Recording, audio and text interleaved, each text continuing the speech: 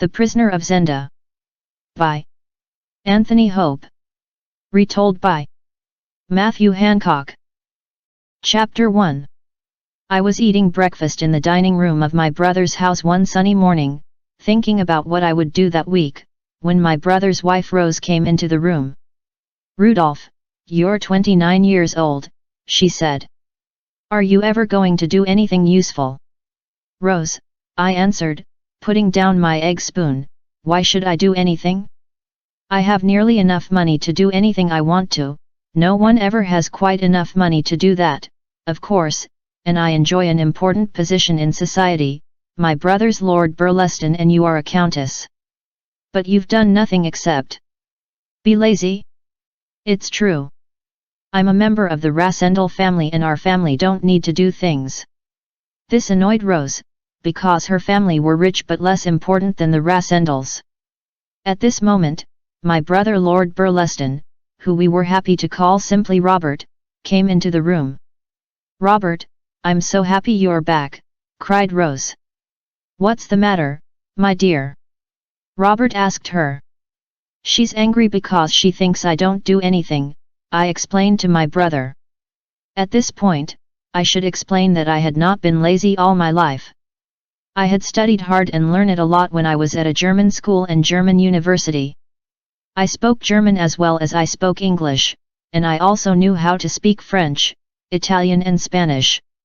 I was good with a gun and a strong swordsman. I was also very good at riding a horse. "It's not just your red hair that makes you different from your brother," said Rose. "He also realizes his position in society has responsibilities. You only see opportunities in yours. To a man like me, opportunities are responsibilities," I explained. "Good, because I have some news for you," said Rose. "Sir Jacob Borrowdale tells me he'll offer you a real opportunity. He's going to be an ambassador in 6 months' time, and he says he's happy for you to work for him. I hope you'll take this job, Rudolph. My sister-in-law has a way of asking people to do things which is impossible to refuse." Moreover, I thought this job sounded quite interesting, so I said, "If in 6 months' time I'm in a position to take this job, then I'll certainly say yes." "Oh, Rudolph, how good of you," said Rose. "Where will he be working?" I asked. "Sir Jacob doesn't know which country it will be, but he's sure it'll be a good embassy." "For you I'll do it, even if it's a terrible embassy," I replied.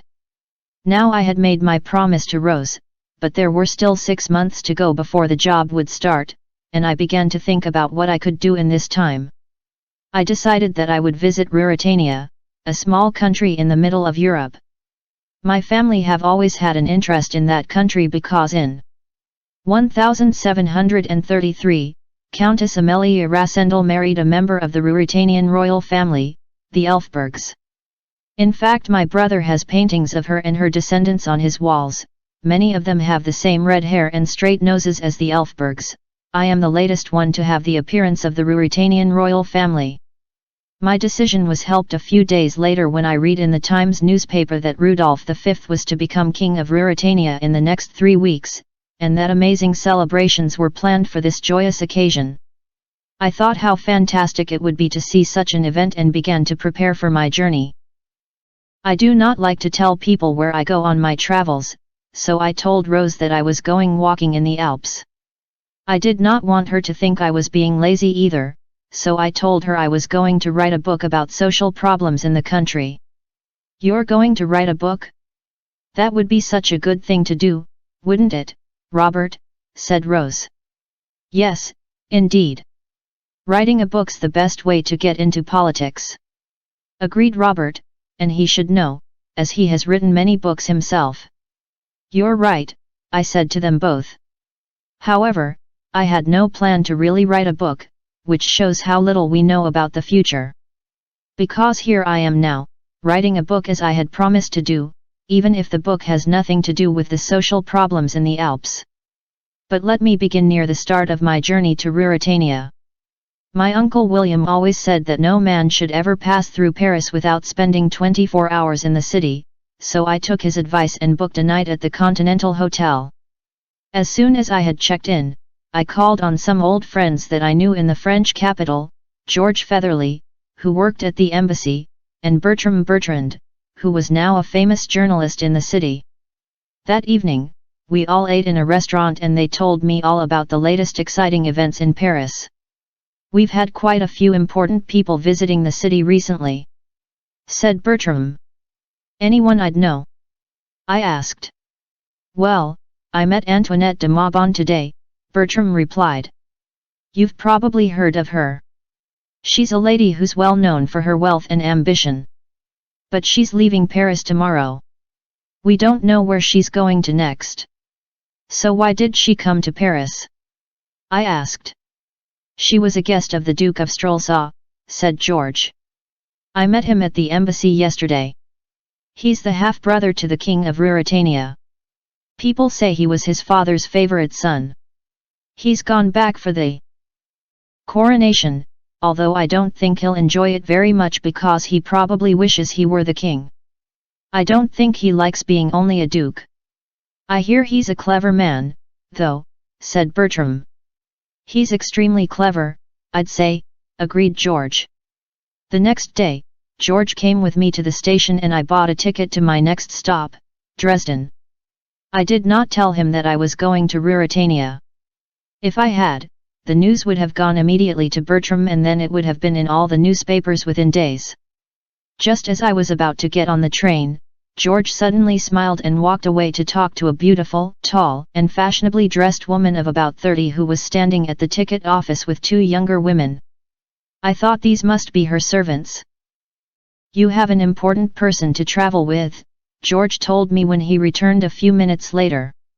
"That's Antoinette de Maubon and she's also going to Dresden." Paris was soon behind me. It was a long and boring journey and I wondered if I would see Antoinette de Maubon in the dining car when I ate in the train that evening, or perhaps at breakfast the next morning. However, I did not see the lady again until the following day, when both she and I got on the next train from Dresden to Ruritania. She was further up the train, however, and did not see me. A few hours later, the train arrived at the Ruritanian border where we stopped so the guards could check our passports. I was surprised when the guards stared at me and my passport for some time before letting me into the country. Once in Ruritania, I bought a newspaper and read that the king's coronation was to be in 2 days' time, which was much earlier than I had thought. The newspaper described the excitement in the country and in particular the capital city, Strelsaw, where it said all the hotels were full with people who wanted to see the event. On reading this, I decided it would be best to stop at Zenda, a small town 80 kilometers from the capital, and about 10 kilometers from the border. Here I could walk in the hills and see the town's famous castle, then I could take the train for the day to Strelsaw to see the coronation. As I got off the train at Zenda, I saw Antoinette de Maubon, who remained on the train for its journey to the capital, but she did not look at me. I was welcomed at the inn in Zenda by an old woman who ran it with her 2 daughters. She said she was not very interested in what happened in the capital, but she loved the Duke of Strelsaw, who she called Duke Michael. He was the man who was responsible for the land around Zenda and its castle. In fact, the hotel owner said she wished the Duke was the new king and not his brother. "We all know Duke Michael," she explained. "He's always lived in Ruritania and he cares about the people, so people like him. As for the king, well, he's almost a stranger. He's been abroad for most of his life and not many people even know what he looks like. Now the king's staying in a hunting lodge in the forest, very near to Zenda. From there he'll travel to the capital for his coronation." I was interested to hear this, and decided I would walk in the forest the next day so that I might see him. "I wish he'd stay there in the forest," continued the woman. "People say he only likes hunting and good food. He should let the Duke become our king. And there are many others who think the same." "Well, I don't like Duke Michael," said her older daughter. "They say the king has red hair, just like you." "Many men have red hair like me," I laughed. "How do you know the king has red hair?" the old woman asked her daughter. "Johann, the Duke's servant, told me," she explained. "He's seen the king at the hunting lodge." "But why is the king here, if it's the Duke's land?" I asked. "The Duke invited him, sir," explained the old lady. "The Duke's in Strelsa, preparing for the coronation. So they are good friends." "I don't know if you can be good friends if you want the same thing." "What do you mean?" "Duke Michael would like to be king, too, I'm sure." "Well," I said, "I feel quite sorry for the Duke, but it's right that the older brother becomes king." "Who's talking of the Duke?" said a deep voice from outside the door. "We have a guest, Johann," called the old lady, as a man entered the room. When he saw me, he took off his hat and stepped back in surprise, as though he had seen something amazing. "What's the matter, Johann?" asked the old lady. "This gentleman's come to our country to see the coronation." "It's the red hair," said one of the daughters. "We don't often see it in our country unless you're part of the king's family, the Elfbergs. Many of them have red hair." The man continued to stare at me, but said, "Good evening, sir. I'm sorry, I didn't expect to see any new guests here." "Don't worry," I said. "It's late and time I went to bed. I wish you all a good night." "Thank you, ladies, for our conversation." I stood up to go to my room, when Johann suddenly said, "Sir, have you ever seen our king?" "No, I've never seen him, but I hope to do so on Wednesday at the coronation." Johann said no more, but I felt his eyes on me as I walked up the stairs. The next morning, Johann seemed much more relaxed. When he heard that I was going to Strelsa, he said I could stay at his sister's house. She was married to a wealthy trader and she had invited him to stay with them for the coronation, but he was unable to go. I was very happy to have this opportunity and accepted his offer, so he said he would contact his sister at once and tell her to expect me that day. I decided, however, that I still wanted to see the forest where the king was staying, so first I planned to walk for 16 kilometers through the forest to the next station along the line, where I could catch a train to the capital. I did not tell Johann about this plan, as I did not think it would be important if I arrived at his sister's later in the day. So I sent my luggage on to the station and said goodbye to the old lady and her daughters, and set off up the hill towards the castle. After that, it was a short walk to get into the forest. Half an hour later, I reached the castle. It was very old but well built, with a moat all around it. Behind it was a large modern mansion, which was used by the Duke of Strelsa as his country home. The mansion was reached by a wide road, but the old castle could only be reached by a drawbridge between it and the mansion. I was pleased to see that the Duke had such a well-defended house, even if he were not to become king. Soon I reached the dark forest and I walked for about an hour, pleased that the tall trees gave me cool shade, not much sun reached the ground through the many leaves. It was a beautiful place and after a time I decided to rest by lying against one of the enormous trees. It was so quiet and peaceful in the forest that I soon fell into a deep sleep, forgetting all about the train I should have caught to Strelsa and my luggage that would be waiting at the station. I was just dreaming about living in the castle of Zenda when a voice woke me. "Why, look at him! It's amazing! He looks just like the king." I opened my eyes slowly and found two men looking at me. Both carried guns and were dressed for hunting. One of them was short but looked very tough with light blue eyes, and he looked like a soldier. The other was younger, thin, and of medium height, and he looked like a gentleman. I later found out that my guesses were both correct. The older man walked up to me and raised his hat to me politely, so I stood up. "He's about the same height as the king, too," he said. "This really is extraordinary. What's your name, sir? Perhaps you can tell me what your names are first," I asked them. The gentleman stepped forward with a smile and said, "Of course. This is Colonel Sapt, and my name's Fritz von Tarlenheim. We both work for the King of Ruritania." I shook their hands and told them, "I'm Rudolf Rassendel." I'm a traveller from England and was an officer in the Queen's army. Well, we're officers for our king, so we understand each other well," said Tarlenheim. Rasendal, said Colonel Sapt quietly. "I know. Are you one of the Bulsdons?" "My brother's the new Lord Burleston," I explained. "So, do I really look like the king?" "You could be twins," said Fritz. "Although you look like identical twins, you do not have identical personalities or skills. You two seem very different. If you were an officer for the Queen's army, Rasendal, you must be good with a sword," laughed Sapt. "Is the king not a fighting man?" I asked. "The king likes to live well," said Fritz. "Let's say he prefers eating to action, but he's a kind man and he's our king. We'd do anything for him." "Perhaps we are alike then," I said, "because I like to have an easy life, too." At this moment, a voice came from the trees behind us. "Fritz? Where are you, Fritz?"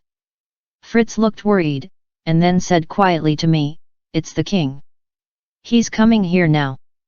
A young man then came out from behind a tree in the forest and stood in front of us. As I looked at him, I gave out a loud cry at the same time as he stood back in amazement to see me. Except perhaps for a centimeter or two difference in height, we looked so alike that the king of Ruritania might have been me, Rudolf Rasendal, and I might have been him, the king of Ruritania.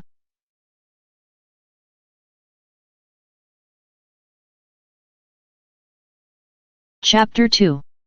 It was a very strange feeling for me to be standing in a forest in the middle of Ruritania in front of a person who looked exactly the same as me. For a few minutes, the future king of Ruritania and I stood looking at each other in silence. Then I bowed to him and he finally spoke. "Colonel, Fritz, who is this gentleman?" I was about to answer when Colonel Sapp stepped forward and spoke quietly to the king. As the colonel talked, the king listened patiently, staring at me now and then. While they were talking, I examined him carefully. He certainly looked very like me, although there were some differences. His mouth was perhaps less wide and my face was a little thinner. But in most ways we were identical. Colonel Sapp stopped talking and the king suddenly began to laugh loudly. Then he stepped up to me, still laughing, and said, "It's good to meet you, cousin. You must forgive me if I seemed surprised, as it's not every day that you see your double." "I hope you're not angry," I said. "Whether I like it or not, you can't help looking like me." "No, I'll happily help you. Where are you traveling to?" "To Strelsa, sir. To the coronation." The king looked at the two other men and smiled. "What would my brother Michael think if he saw us two together?" he cried. "But sir," said Fritz von Tarlenheim, "I don't think it would be a good idea for Mr. Rasendal to visit Strelsa now." "Really? What do you think?" the king asked Colonel Sapt. "I agree. He mustn't go," said the old soldier. "Don't worry, sir. I understand the problem," I said. "I'll leave Ruritania today." "You don't need to go now," said the king. "Please, first you must eat with me tonight. You don't meet a new cousin every day. Remember, sir, that we have an early start tomorrow," said Colonel Sapt. "We can still eat well," said the king, "and good food is more important than sleep. Now Mr. Rasendal, what's your first name?" "The same as yours," I answered, bowing again. "Come, then, cousin Rudolph. I don't have a house here, but I'm staying in the place my brother Michael uses for hunting. It's not the palace that I'm used to, but it will do for a few days." So I walked with the king for half an hour through the forest, talking happily until we reached a small wooden hunting lodge between the trees. The king's personal servant came out to meet us. The other servant was the mother of Johann, the man who I had met earlier at the inn. "Is dinner ready yet, Joseph?" the king asked the servant. The servant said it was and showed us into a dining room where a table had been laid out with generous amounts of food. After my walk I was hungry, so I ate a lot and the food was delicious, but I noticed that Colonel Sapt and Fritz von Tarlenheim did not want to eat too much because of the events the next day. The Colonel and I have to leave here at 6 tomorrow morning, Fritz explained. We ride to Zenda and return with a guard of soldiers to take the king to the station. It's very good of my brother to let me use his guards, said the king. But Rudolph, forget these two men. We don't need to get up so early, so eat some more, cousin. We continued to eat and Joseph continued to bring in more food. The Duke said I was to give you this at the end of your meal, said the servant, putting some cakes in front of us. Well done, Michael. He knows me well, said the king happily, and he ate the cakes hungrily, as if they were the first thing he had eaten all day. I ate one of the cakes, but I had really eaten enough, and when the king seemed to have finally finished eating, I asked to go to bed. That is all I remember of that evening. The next thing I remember, I woke up suddenly covered in water. I looked up and saw Colonel Sapp standing in front of me, with Fritz von Tarlenheim next to him. That wasn't funny, I said, when I realized the colonel had thrown water over me. Nothing else would wake you up. It's 5 o'clock, said Sapt. 5 o'clock? But it's early and... Rasendel, said Fritz in a worried voice, you must come and look at this. He took my arm and led me to the next room. The king was lying on the floor. His face was red and he was breathing heavily. We've been trying to wake him up for half an hour, but we can't, explained Fritz. I bent down and felt his pulse, which was very weak and slow. It must have been those cakes that he ate last night. Do you think he was poisoned? I asked. We don't know, said Sapt. We must get a doctor. There's no doctor for 15 kilometers and even 1,000 doctors won't make him better today, said Fritz. But what about the coronation? I cried. We must tell the people of Ruritania that he's ill, said Fritz. If he's not crowned today, I don't think he'll ever be king, said Sapt. But why? I asked. The whole country's waiting for him today. Most of the army is waiting too, with Duke Michael leading it. They won't be happy, said Sapt. We must tell everyone what's happened and make the best of it, said Fritz, getting up to leave. Sapt stopped him. Do you think that he was poisoned? He asked me. Yes, I do, I answered. Then who did it? It must have been Duke Michael. Fritz said angrily. Yes, he did this so that his brother cannot be crowned, continued Sapt. You don't know what the Duke is like, do you, Rasendel? If Rudolph doesn't become king, Duke Michael will take the crown. We all sat in silence while we thought about what we could do. Then Sapt suddenly stood up. I have an idea.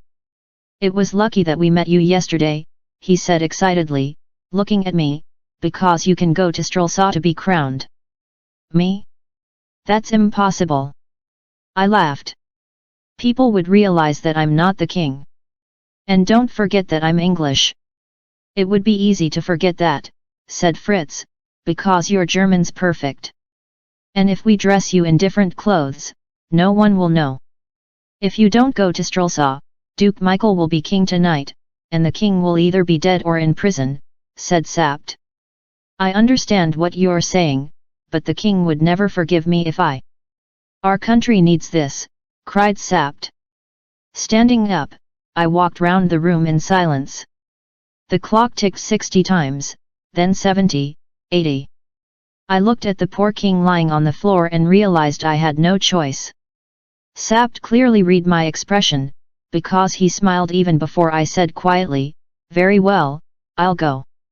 We won't wait for Michael's guards but leave for Strelsa at once, said Sapt. We can hide the king in the cellar so when the guards arrive they'll think no one's here. What if they search the building? Asked Fritz. Joseph will say the hunting lodge is empty, said Sapt. This is our only chance. How will we get the king to Strelsa? I asked. Tonight we sleep in the palace, said Sapt. As soon as we are alone in the king's bedroom, you and I will leave and come back here on our horses. Fritz can stay and guard the king's bedroom in the palace, and I will tell Joseph to get the king ready for the journey back. The king will then return to the palace with me in the dark. Meanwhile, you will ride as fast as you can to the border and try to leave the country before it's light. Do we all agree on this plan? I agree, I said. It's a good plan, said Fritz. Sapt and Fritz picked up the king and began to carry him out of the room, but we realized we were being watched by Johann's mother, who looked at us with a strange expression before walking off. I think she heard us, said Sapt. After we've moved the king, I'll speak to her. Meanwhile, Joseph began to dress me in some of the king's clothes. When Fritz returned, he looked at me and said, "You know, I think we can do this." What happened to Johann's mother? I asked. She's locked in the cellar with the king, said Fritz. Joseph will let her out later, after Michael's gone. But I'm sure, when they find that the king is not here, Michael will realize we know about his plan. Let's go, said Sapt, returning into the room. Is all safe here? Asked Fritz.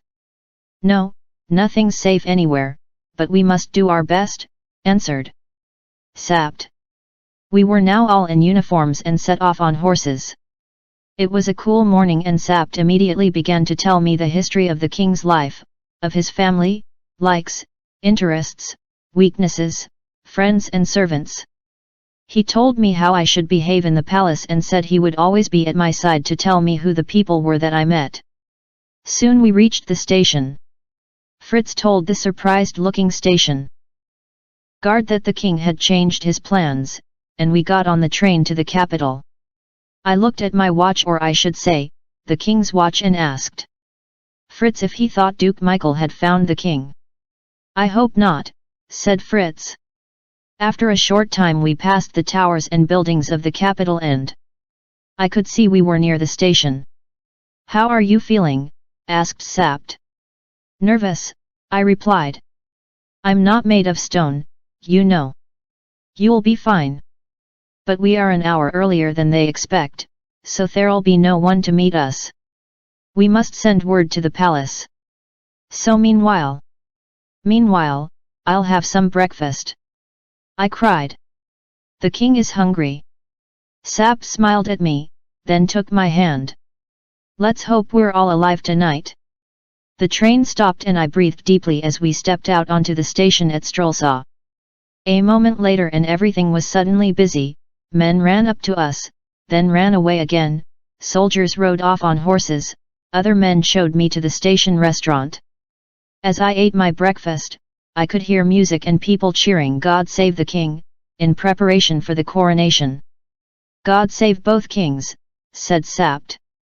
When we left the restaurant, we saw that a group of soldiers had arrived to welcome us. It was led by a tall old man whose jacket was covered in medals. That is Marshal Strakensch, said Sapt, so that I knew who he was, a very important person in the army. The marshal greeted me and said he was sorry that the Duke could not meet me at the station but that he would see me shortly. I answered as politely and formally as I could, and began to feel less nervous when no one seemed to realize that I was not the real king. But I saw that Fritz was still very nervous when he shook the marshal's hand. The soldiers led us out of the station, where we got onto horses that were waiting outside. I began to ride through the capital with the marshal on my right and Sapt on my left. As we were riding, I saw that the city was partly old and partly new. There were wide, modern streets where the rich people lived in big houses.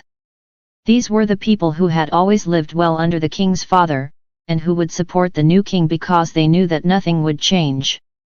But behind the modern streets was a very different area that made up the old town. Here thousands of people were crowded into tiny houses which were old and hot in the summer, freezing cold in the winter. These narrow streets were where the city's many poor people lived, and these people did not want things to stay the same. For that reason, they did not like the king and supported Duke Michael, who told them he wanted things to be different and gave them hope for a better future. I knew that this area would not be very safe for me, the king. We continued towards a great square where the palace stood. There were colored flags and colorful ribbons everywhere, and people lined the streets, clapping and cheering. I waved to them as we passed, and people threw flowers down from the balconies above me. One flower fell on my horse, so I picked it up and stuck it onto my coat. Seeing me do this, the marshal looked at me, but I could not tell from his expression whether he was happy or angry. Nevertheless, I smiled happily at the marshal. I have written happily, but that is really how I felt. The truth is, at that moment, I really believed that I was actually the king. I looked up and laughed, delighted to see so much color and so many happy faces. Then I looked again in surprise.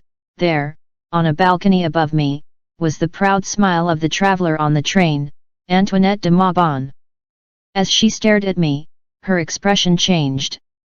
Surely she knew who I was. Surely she would call out, "That is not the real king."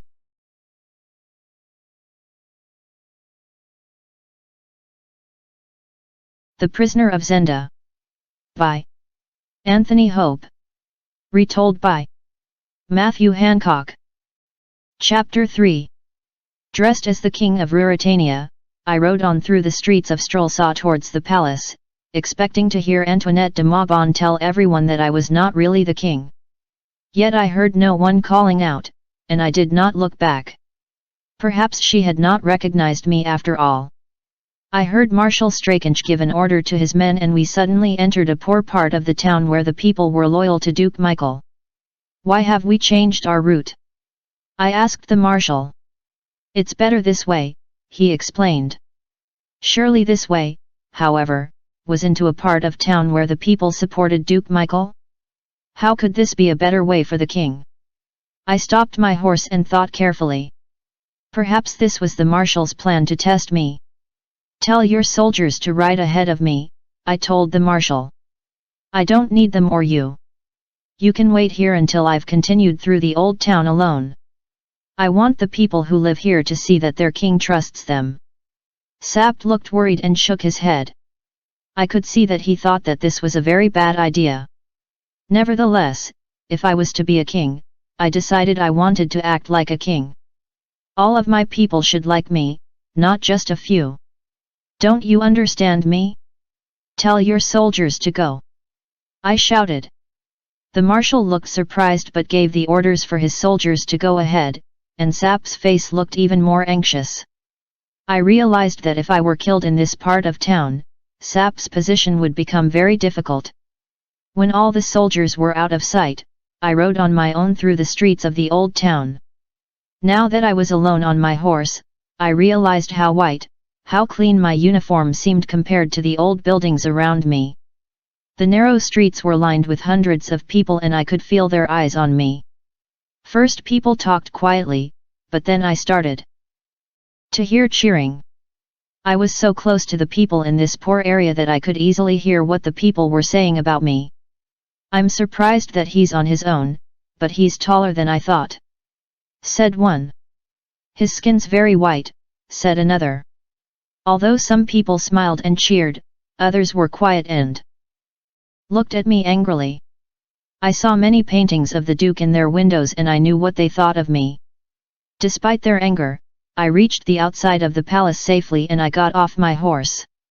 Briefly I saw Sapt, whose expression was one of relief that I was still alive. It was now almost time for the coronation, and a group of soldiers led me inside a beautiful building. There were so many people that I did not know who was doing what. But I remember a beautiful young woman with red hair, who I knew was Princess Flavia, and a man with red cheeks, dark eyes, and dark hair who I knew must be Michael. When he saw me, his face became white. Until that moment, I do not think he realized that the king had come to Strelsa. What can I remember of that coronation that was so important to the future of Ruritania? Very little, except the golden crown being placed on my head and a few other details. I remember the promises I was asked to read out and the beautiful music that played when someone announced that Rudolph V was now king of Ruritania. Most of all, I remember being greeted by Duke Michael, whose hands shook with anger when he took my hand in his, and who would not look at my eyes as he coldly said, "Congratulations." However, no one else, not even the princess, seemed to realize that I was not the real king. So there I stood in the palace for an hour, as if I had always been a king, greeting the many ambassadors and important people who came to see me. I became worried when a man I knew from England, Lord Topham, also came to greet me, but his eyes were so poor that he probably would not have noticed me anyway. It was now time for me to go in a coach around the streets with the princess. "When's the wedding?" I heard someone call, and I wished I had asked Sapt the answer to that very question. At that moment, the princess looked at me and said, "Do you know, Rudolph, you look different today? You look more tired and serious, and I think you're thinner. I can't believe that you really have changed today." "I think I want to change now that I'm king," I replied. "Perhaps you already have. I heard that you rode through the old town alone," she continued. "That surprised me. The people there must really have appreciated what you did." I smiled. "I hope I'll make a good king," I said. The coach had now arrived back at the palace and, once inside the building, I took my seat at my own table, next to Duke Michael, with Sapt behind me and Fritz nearby. I felt like a king, but I also thought, where is the real king and what is he doing now? Later that afternoon, I sat down on my bed feeling exhausted.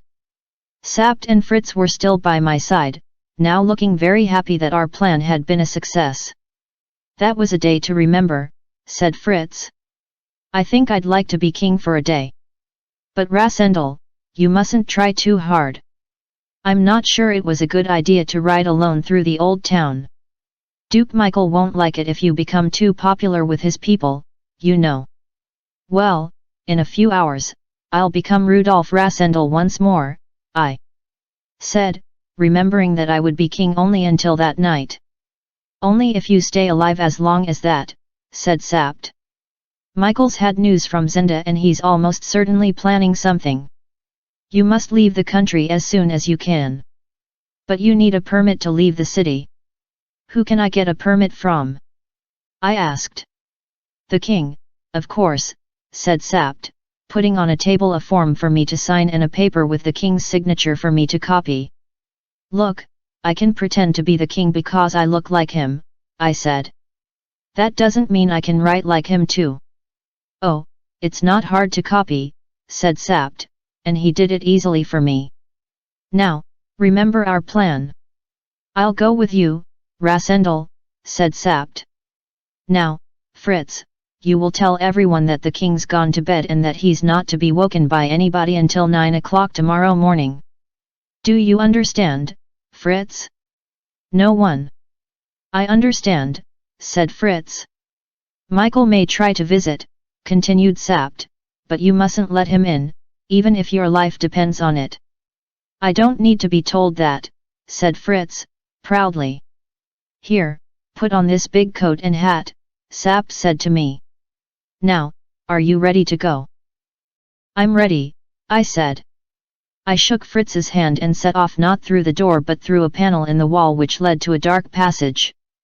In the old king's time, I knew all about this secret passage, Sapt explained.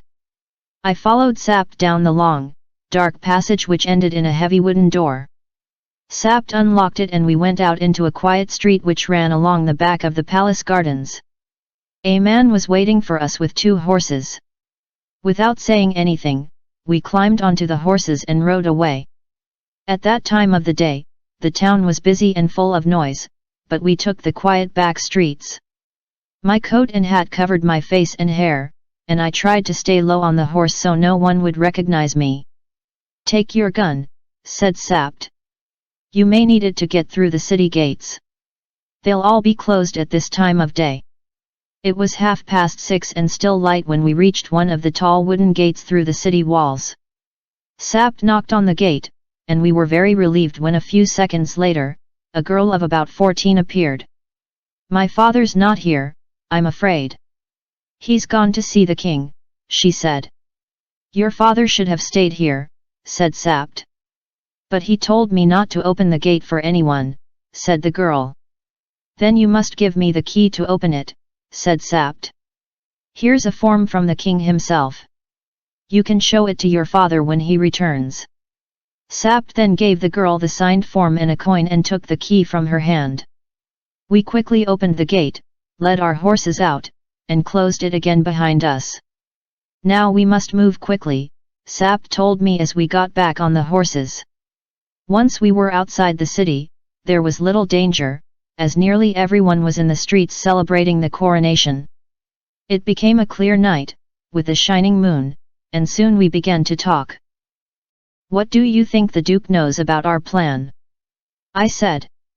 I don't know, said Sapt. A little later, we stopped at an inn so that our horses could have a drink, and this lost us half an hour. We then continued and had gone around 40 kilometers from the city when Sapt suddenly stopped. It was nearly 9:30. Listen, he cried. I can hear something. Far behind us we could just hear the noise of horses coming towards us. I looked at Sapt and saw worry on his face. We're lucky that the wind's blowing towards us so we can hear them. Come on, he called, and we set off fast. After some time, we stopped again and could not hear the other horses, so we slowed down and thought we could relax. However, a little farther we stopped once more and this time we heard them. Sapt got off his horse and put his ear to the ground. I think there are 2 horses, he said. They're about 2 kilometers behind. We went on quickly and eventually we reached the tall, dark trees of the forest of Zenda and stopped at a fork in the road. One road went deep into the forest, the other went outside the forest towards the town. To the right's our road, to the left's the castle. Now, get off your horse. Get off? But they'll catch us. I said. Get off your horse, he repeated angrily, and I did what he asked. We took the horses into the dark trees and waited quietly where we could see the road, but they, whoever they were, could not see us. I saw that Sapt had a gun in his hand. Do you want to see who they are? I whispered. Yes, and where they're going, Sapt answered. Soon we could hear the horses getting nearer and nearer. The moon was full now so we could see the road clearly. Here they come. Sapt whispered. Look, it's the Duke. On the road through the forest, I could see the Duke and a strong-looking man who Sapt later told me was Max Holf, brother to Johann who I had seen at the inn. When they reached the fork in the road, they stopped. Which way? Asked Duke Michael. I think we should go to the castle where we can learn the truth, said Max. Why not the hunting lodge, said Michael. If all's well, why go there? And if all isn't well, I fear there'll be a trap. The Duke did not move and seemed to be listening. I thought I heard something, he said quietly. I saw Sapt lift up his gun, but the Duke then said, to Zenda, then. And they set off once more. I could see that Sapt still held up his gun and was pointing it at the Duke, but although I knew he would have loved to shoot, he realized it would not have helped the king at this moment. He put his gun away once more. We waited silently for 10 minutes before we came out from the trees. So, he's had news that all is well, said Sapt. What does that mean? I asked. I wish I knew, said Sapt. It's a real puzzle. We rode on through the forest as fast as our tired horses would allow. We said nothing, and I thought about what the man had said. What did all is well mean? Was all well with the king? It did not take us long to reach the hunting lodge where we had left the king and quickly jump off our horses. The lodge was dark and quiet and no one came out to meet us. All of a sudden, Sapt took hold of my arm. Look there, he said, pointing at 5 or 6 torn and dirty handkerchiefs on the ground. That's what I used to tie up the old woman. Fasten the horses and let's see what's happened. The front door to the lodge was not locked and we went into the room where I had eaten the night before. Plates and cups were still on the table. Come on, said Sapt, and we ran down the passage towards the cellar where we had left the king. But the door to the cellar was open. So they found the old woman, I said. I realized that when I saw the handkerchiefs, said Sapt. Where's Joseph and the king? I asked. We found another door inside the cellar that was locked, and it took a lot of work to get it open. It was dark inside and completely silent, and I could see Sapt was looking very worried. He loved the king and would have hated anything bad to have happened to him. So I told him to stay where he was and went inside the room with a candle. There were a lot of things on the floor of the dark room, as if there had been a fight. I held up the candle and saw spiders on the walls, then, far in one corner, I saw a body. I slowly went back outside the room to tell Sapt what I had seen. It's not good news. I'm afraid he's dead, I said. The king, he cried, putting his hand over his mouth. No, the body's Joseph. The king's not there. I closed the heavy door behind me and we walked with heavy hearts back from the cellar to the dining room. So, they've got the king, said Sapt, sitting down heavily with his hands over his face. That's why they said that all's well. But when did they find out? I asked. Michael must have known all day, said Sapt. What did he think when he met me, then? He knew I was not the real king. It doesn't matter what he thought then, said Sapt. What matters is what he thinks now. We must get back and collect every soldier in Strelsa. Michael will have to be caught before the king is killed. Wait, said Sapt. We need to think. It must have been the old woman who told them what had happened somehow. I understand now. They came here to kidnap the king and they found him in that room in the cellar. If we hadn't escaped to Strelsa, we would have been killed.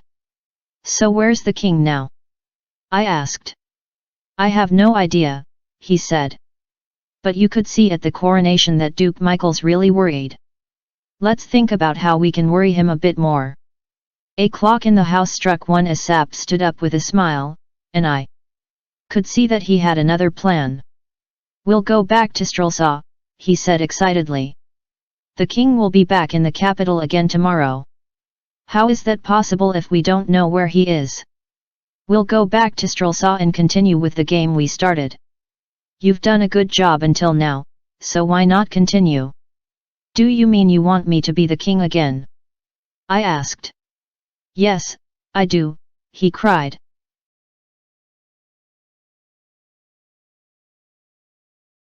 The Prisoner of Zenda.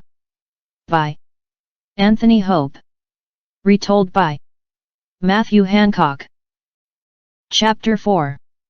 It had not been easy to escape from Strelsa and return to the hunting lodge without anyone seeing us, so when Sapt suggested that I return to the capital and continue pretending to be the king, I let him know exactly what I thought. You're mad, I said to Sapt. The plan's too dangerous. Walking up to me, Sapt put his hand on my shoulder and then looked deep into my eyes. Listen, if you're a man, you can save the king. Go back and pretend to be him.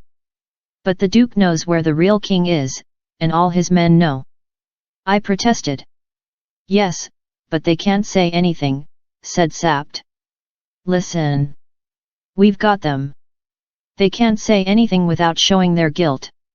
They cannot say, this isn't the real king because we've kidnapped him and killed his servant. Will they say that? I realized that Sapt was right. Even if Michael knew who I was, he could not say he knew, but I still had doubts.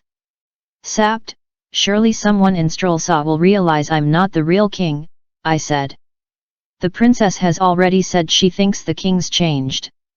She'll certainly realize. Of course it's a risk, but we must have a king in Strelsa, or the city will belong to Michael within 24 hours. You must do it, for Ruritania. What if the king's already dead? If the real king's already dead, then you shall stay king. But I think the king's still alive, and I don't think they'll do anything to him if you are in the capital. They'd know that you would stay king if they killed him. It was a mad plan, even madder than the first plan, which had been a success, but as I listened to Sapt, I saw that it could work. I still worry that someone will realize, I said again. Anything is possible, but come, Rasendal. Let's go to Strelsa. We'll be caught if we stay here.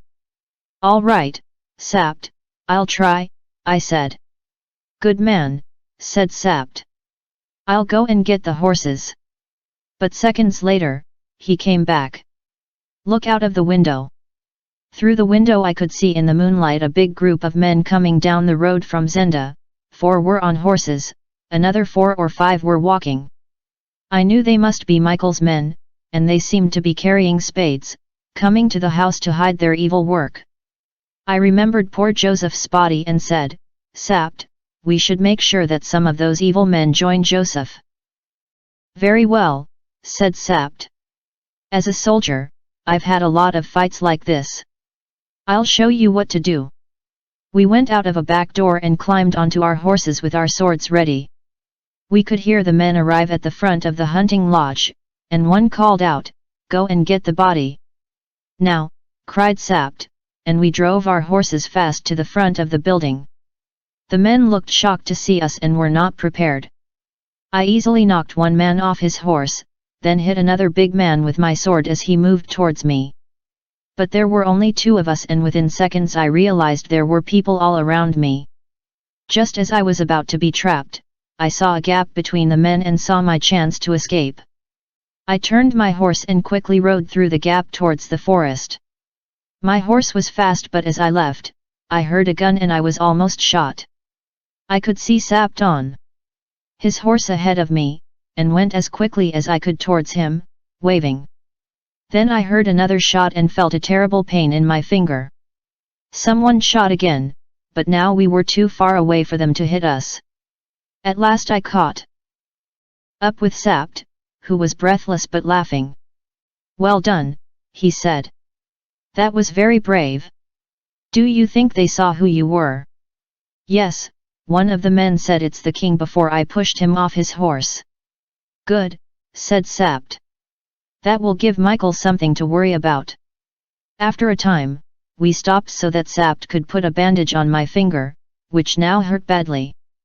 We moved on in silence, as quickly as our poor horses were able to, until we arrived at a farm just as the sun was rising on a cold, clear day. I covered my face, saying to the farmer that I had a bad tooth before we asked for food. The farmer was kind and let us rest, but we knew we could not wait for long and soon headed off. Some hours later, we saw the buildings of Strelsa ahead of us. It was about 9 o'clock, and at this time of day, the city gates were open, so we went back through the gate that we had left from. The streets of the city were very quiet, as most of the people were resting after the celebrations, and we saw almost no one until we were back at the palace. Here, one of Sapt's servants was waiting for us. Is all well, sir? He asked. Yes, Frailer, all is well, answered Sapt. But the king's hurt, he said, seeing my finger. It's nothing, I said. He caught his finger in a door, Sapt explained. Now remember, say nothing about this.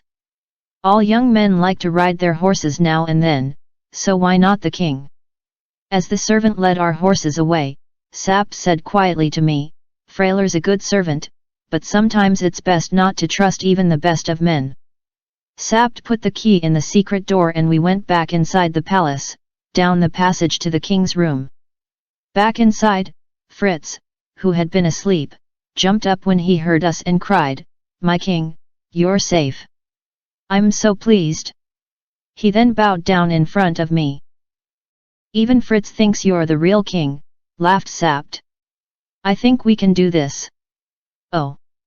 Rasendal, said Fritz in surprise. But what's happened to your hand? Are you hurt?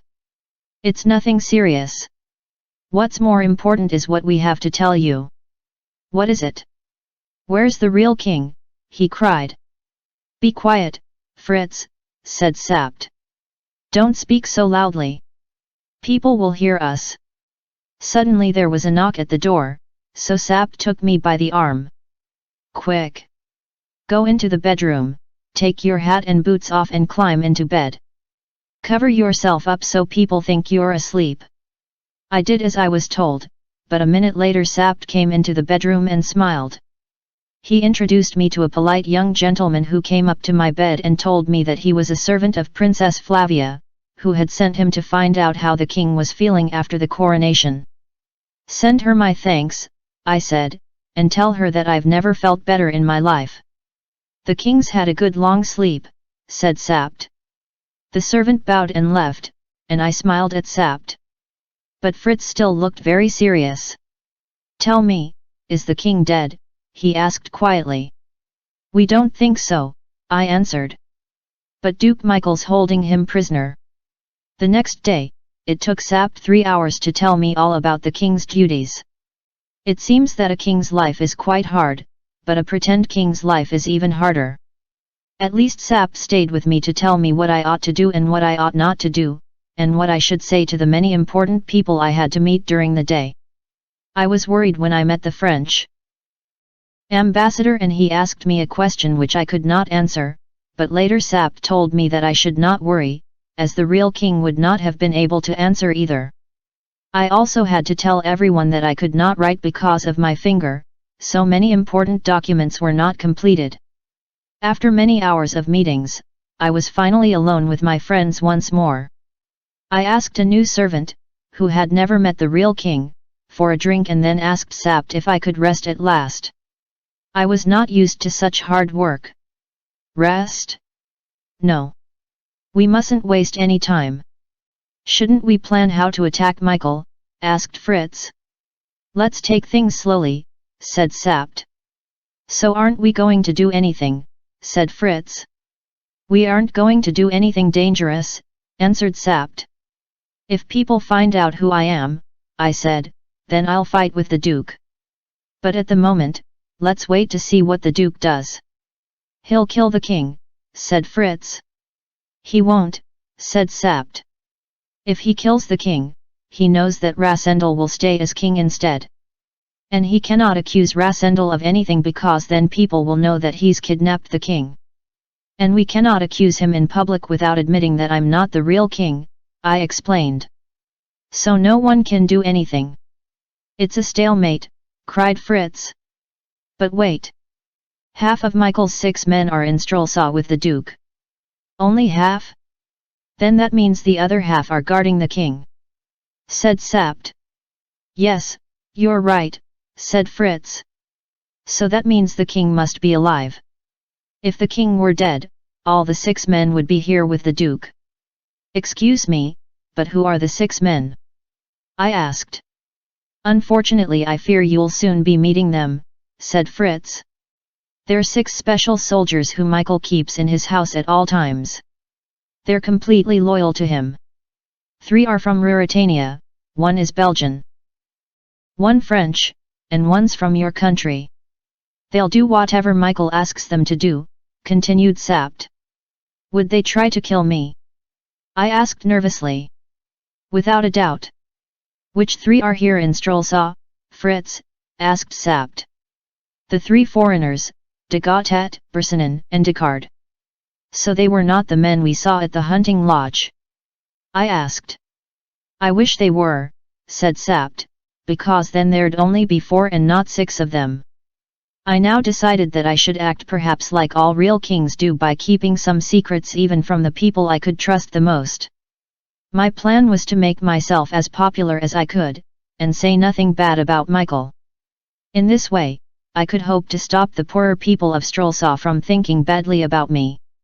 Then, if there were a fight, perhaps people would not want to follow Michael, although of course I hoped there would not be such a fight. Perhaps I could actually enjoy my game in Strelsaw and something good would come from it.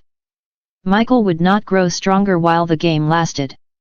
My plan began the next day, when I rode my horse through the park with Fritz and waved to everyone who bowed to me. The more my people saw of me, the more they would realize I cared about them and their lives. I was not going to be a distant king who people only heard about. And as I had done before the coronation, I wanted to be seen most in the old town, where most of the poor people lived. Riding through some of the narrowest and oldest town streets, I stopped to buy flowers from a poor young girl with a gold coin. This attracted a lot of interest, and soon hundreds of people were following me on my way to the home of Princess Flavia. I knew the princess was very popular and the people seemed very pleased that I had gone to see her. Moreover, if I had the support of the princess, this could only help me. Fritz also thought this was a good idea and came with me on my visit to the princess's palace. I was shown into a guest room full of enormous mirrors, paintings and beautiful furniture, and soon the princess arrived with her servants. I knew that I had to be very careful when I talked to the princess. I needed the princess to trust me, but I did not want to say too much to her, or she would realize I was not the real king. And although I wanted to show her that I trusted her, she must not think she could say what she liked to me, because I was not the man she thought I was. "You have completely changed since you became king, sir," she said. "You need not call me sir," I told her. "For after all, we are still cousins." She looked at me, then said, "I'm proud to do so, Rudolph. But I think your face has changed." I needed to talk about something else, so I said, "My brother's back in the city, I hear. He went away for a while, didn't he?" "Yes, I hear he's back in Strelsa." "That's good. The nearer he is to me, the better." The princess looked at me. "Do you want him to be near you so that you know what he's doing?"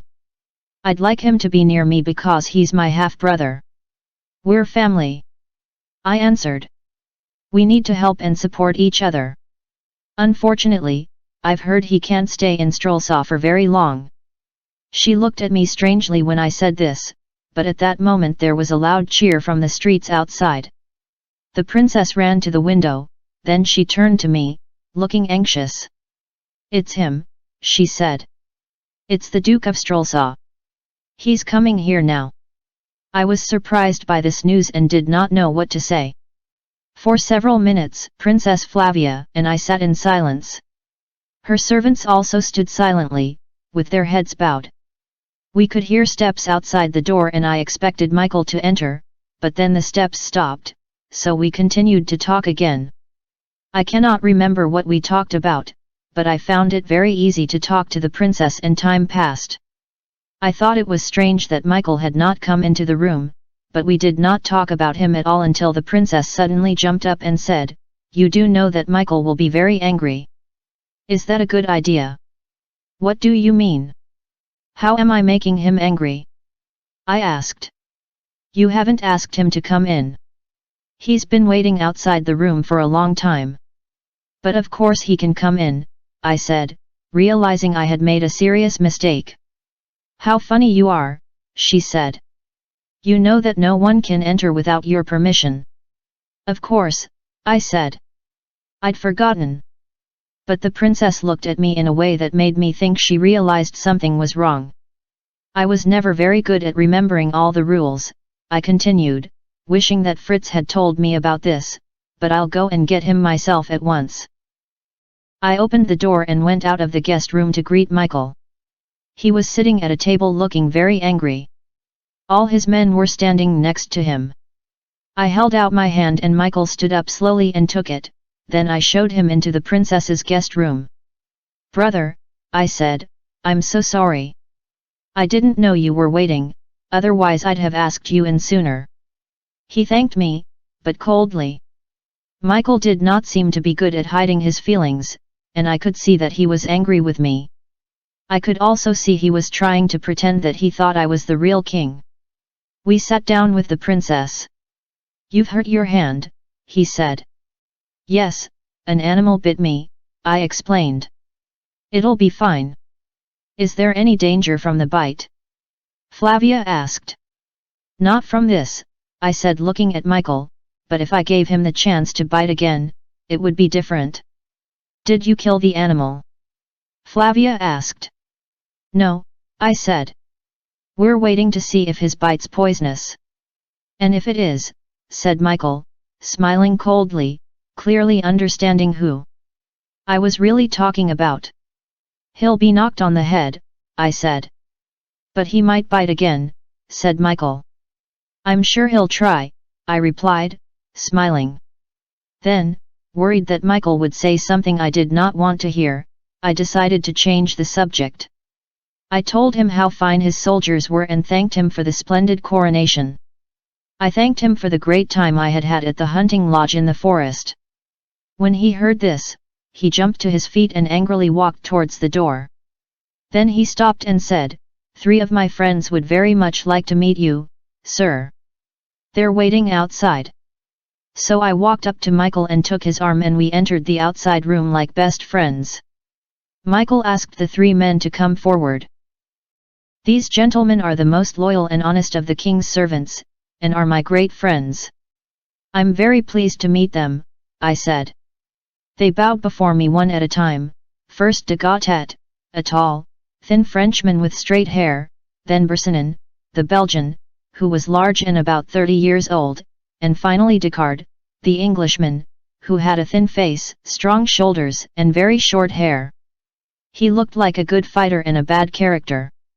I spoke to him in English with a pretend foreign accent, and I am sure I saw him smile when I spoke. So, Descartes knows my secret, I thought. And if he knew, surely all the 6 men knew as well. How dangerous were these special soldiers? And how safe was I, even in the palace of Strelsaw?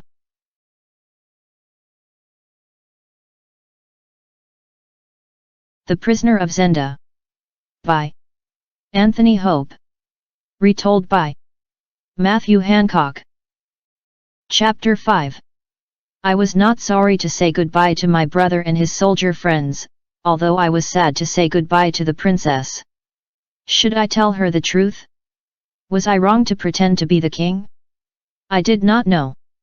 "Rudolph, be careful, won't you?" the princess said. "Be careful of what?" I asked. "I can't say. But think what your life means to the people of Ruritania," she said. I remembered what Rose had said about my brother Robert back in England. He realizes his position in society brings with it responsibilities.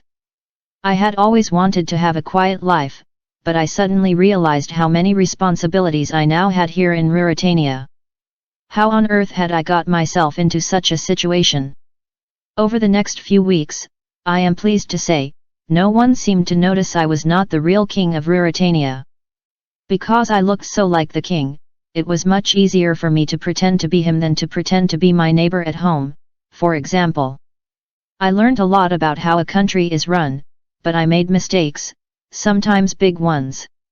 I became very good at pretending I had forgotten rules or people that I had met, and I hoped my growing popularity with the people of Ruritania would help them to forgive my occasional bad decisions.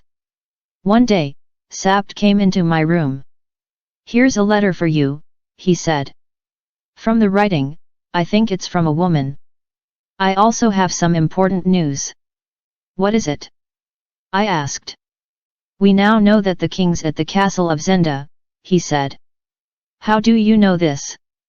We asked where the rest of the 6 men were, and found out that they are all there at the castle. Lohengram, Krofstein and young Rupert Henshaw, the 3 biggest criminals in Ruritania. "Do you think the king's definitely there?" I asked. "Almost certainly. The 3 men are always at the castle, and people say the drawbridge is nearly always kept up. That is not normal. No one goes into the building without the permission of Rupert or Michael." "Then I must go to Zenda," I said.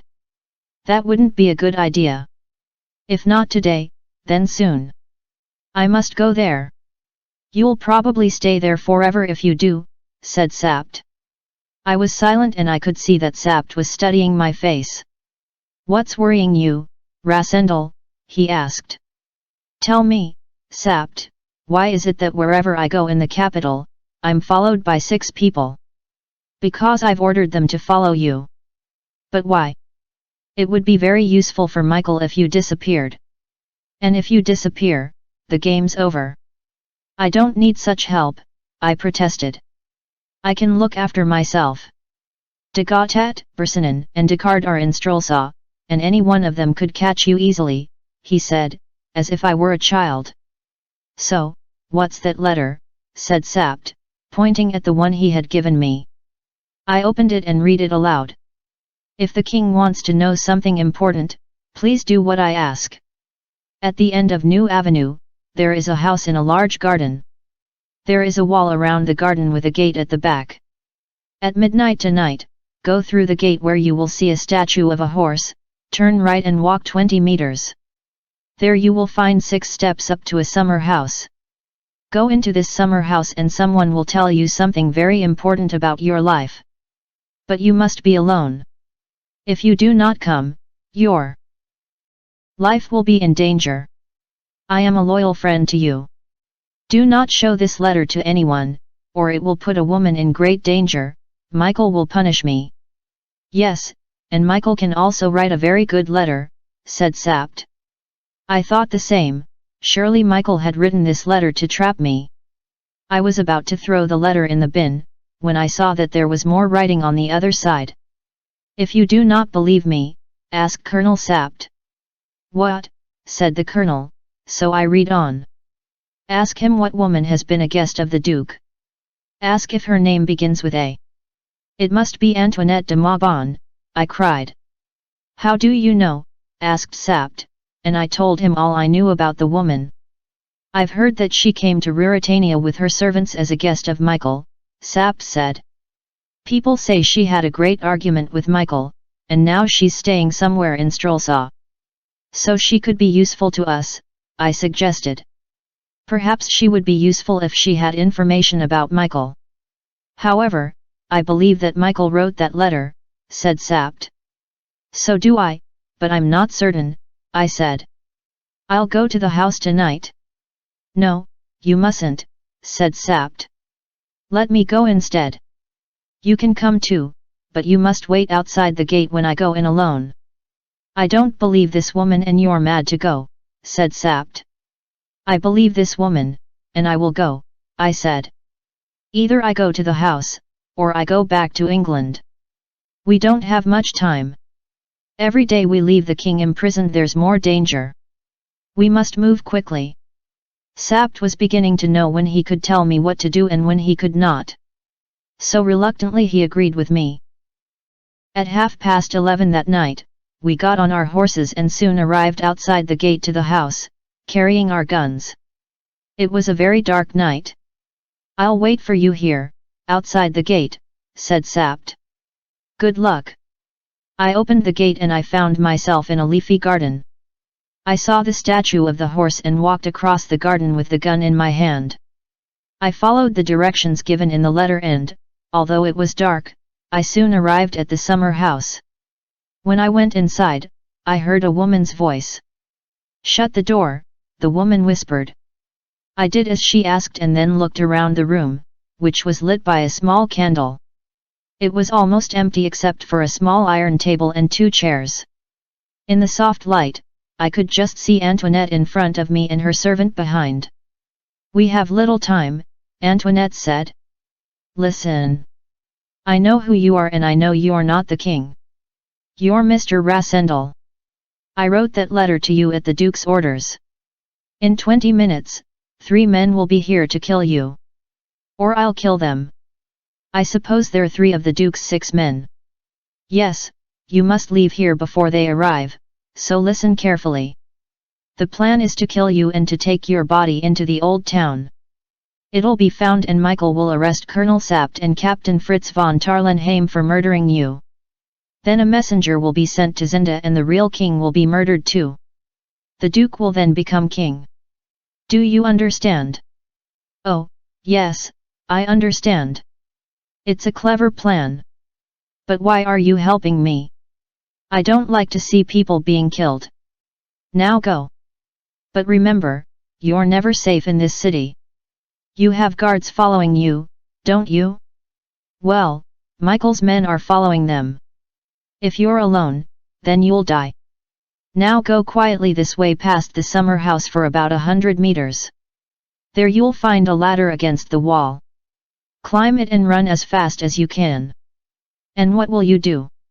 I also have a game to play. I'll tell the Duke's men that you never came. If the Duke doesn't find out what I've done, we may meet again. Thank you. You've helped the king tonight, I said. But before I go, tell me something, do you know where he is in the castle? Yes, I do know. Inside the castle there's a door on the right, and behind that, but listen. They're here. It's too late for you to escape. I looked through a gap in the summer house door and saw 3 men standing outside. Then I heard a voice, which spoke in English. Are you in there, Mr. Rasendal? I did not answer. We want to make you an offer, the voice said. Will you let us in? Do not trust them, said Antoinette quietly. Stand outside and talk, I called. I won't let you in. That's a good idea, said the voice, who I thought must be Descartes. Is that Mr. Descartes? I asked. Our names are not important. We can offer you a safe journey to the border and 50,000 English pounds, he continued. That sounds a generous offer, I said, but of course I did not trust them at all. Give me a minute to think. Then I told Antoinette and her servant to stand close to the wall, away from the door. What are you going to do? Antoinette asked.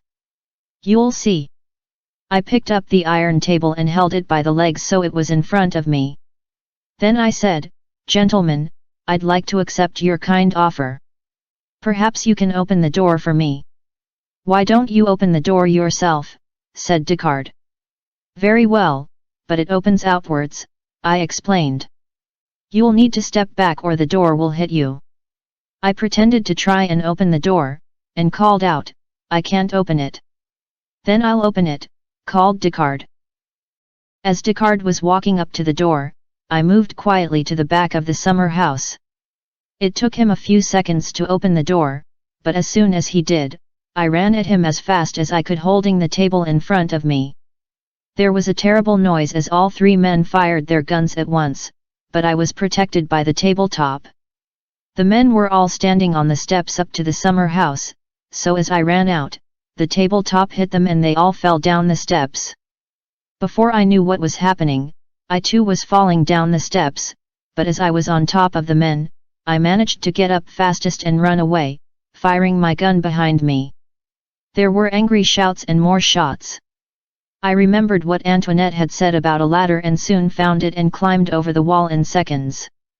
Running along the outside of the wall, I heard more shots but realized they were being fired by Sapt, who was trying to get into the gate. Sapt! It's me, let's go! I shouted. You're safe, he cried in surprise. I have a fine story to tell you about a table. I told him, as we jumped on our horses and rode quickly back to the palace. The next day, Sapt read me the latest report from the chief of police. Some interesting things have been happening this morning, said Sapt. The police report says that the Duke of Strelsaw left the capital by the road to Zenda. An hour later, he was followed by de Gautet, Bersonin, and Descartes, who had a bandage around his arm. I was pleased that my shot the night before had been a good one. Finally, listen to this, the people of the capital are not happy that the king has yet to marry the princess. Some people say that if they do not marry soon, it would be better if the princess married the Duke of Strelsaw. However, the king is having a ball tonight for the princess.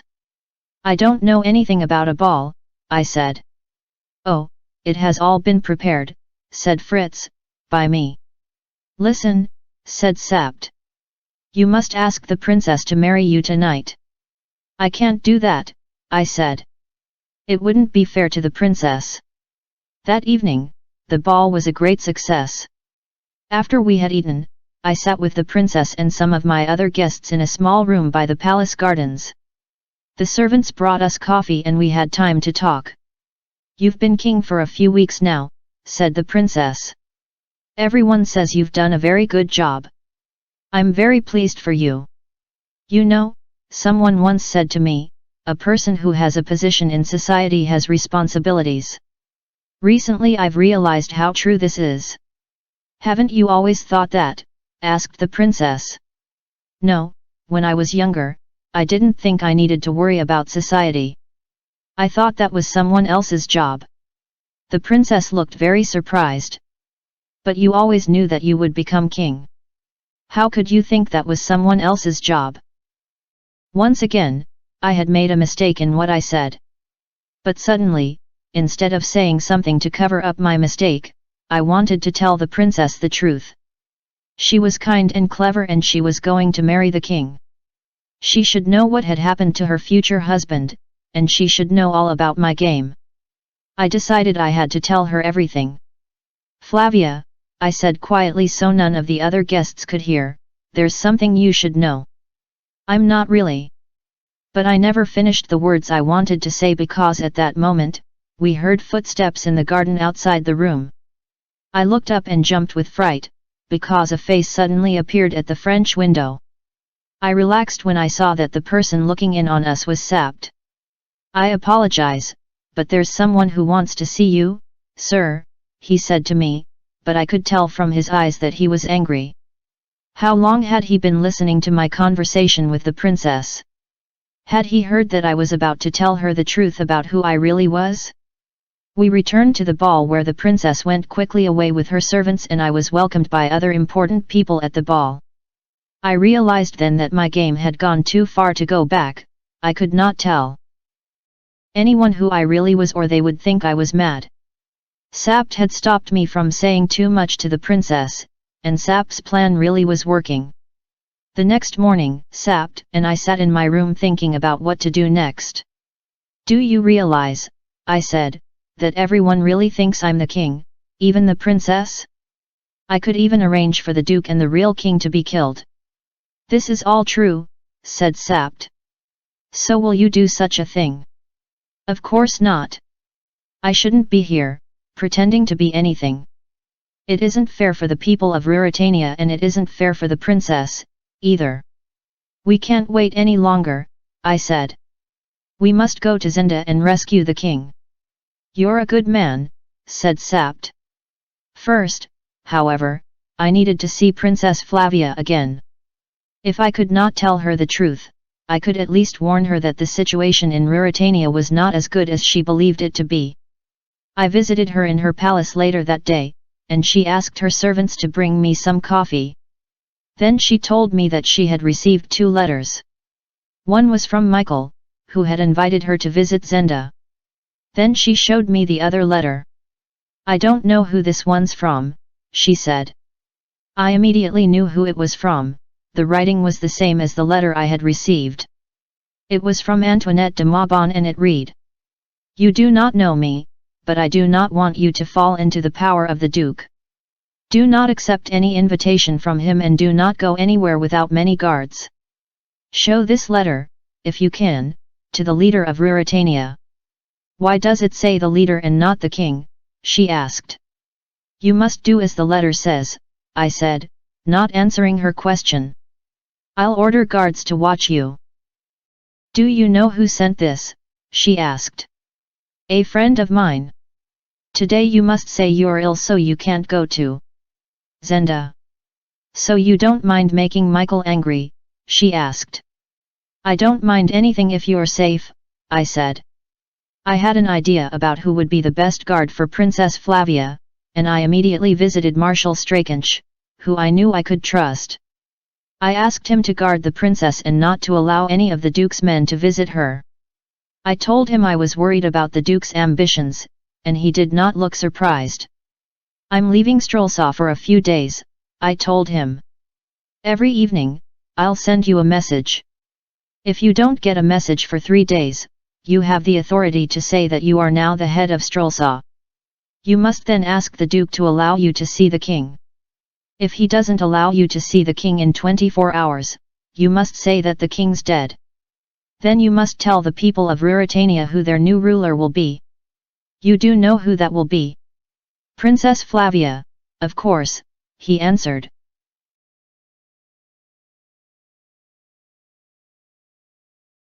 The Prisoner of Zenda. By Anthony Hope. Retold by Matthew Hancock. Chapter 6. It was nearly time for us to make a move against Duke Michael. I was with Marshal Strakench, who I had to trust to keep the future of Ruritania safe. You must promise that you'll protect Princess Flavia from the Duke, I told him. As you know, his mother was not royal and he can only legally become king if he marries the princess. I promise, Marshal Strakench said, bowing. Now I'll write down what I've just said. But my finger still hurts. Yes, sir, he said, watching me write. The writing's a little different from your usual. I hope people know it's a real order from the king. I trust you, I told him, and he smiled. The princess will be safe with me, he said. I returned to the palace and told Sapt and Fritz to get ready to go to Zenda. There was only one thing left for me to do before we went. I went to tell Flavia that I was leaving Strelsa to go hunting. So you'd prefer to hunt animals than do your duties in the capital? She asked quietly. The thing I hunt is a very big animal, I explained. Because I'll be hunting Michael. The princess looked very worried. This'll be dangerous, she said. If I don't come back, you must become queen for me. She then stood tall and said, I don't really know what's going on, but I'll do whatever is right for Ruritania. If that means becoming the queen, then so be it. Thank you, I said. Let us hope that it's not necessary. I knew, however, that this was more than possible. About 8 kilometers from Zenda, on the opposite side of the town to where the castle stands, there is a leafy wood on a low hill. On top of the hill is a large, modern country house called Tarlenheim, which belongs to a relative of Fritz. He does not often visit the house, so when Fritz asked if we could use it for a hunting trip, he happily agreed. So the next day, Sapt, Fritz, and I set off from the capital and arrived at the country house at about midday, with a large party of servants and 10 brave and strong gentlemen that I trusted. We had told these men that Michael had tried to kill me and that a good friend of the king's was held prisoner in the castle. They knew it was our job to set him free, and being brave and loyal, they did not need to ask any more questions. However, it did not take long for Duke Michael to hear about our arrival, and after only an hour, we were visited by 3 of his famous 6 men, the Ruritanians Lohengram, Krofstein, and Rupert Hentzau. I am sure they knew that we were not really there to hunt animals but had a much bigger plan.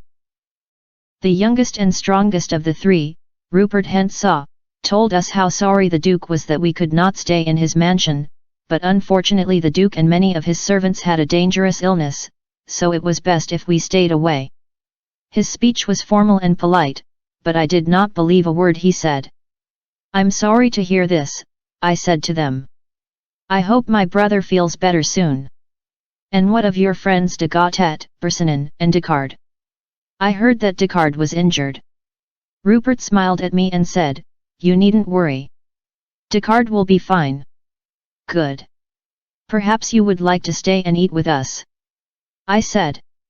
You're very kind, said Rupert, but unfortunately we have important duties and need to get back to the castle. Of course you do, I laughed.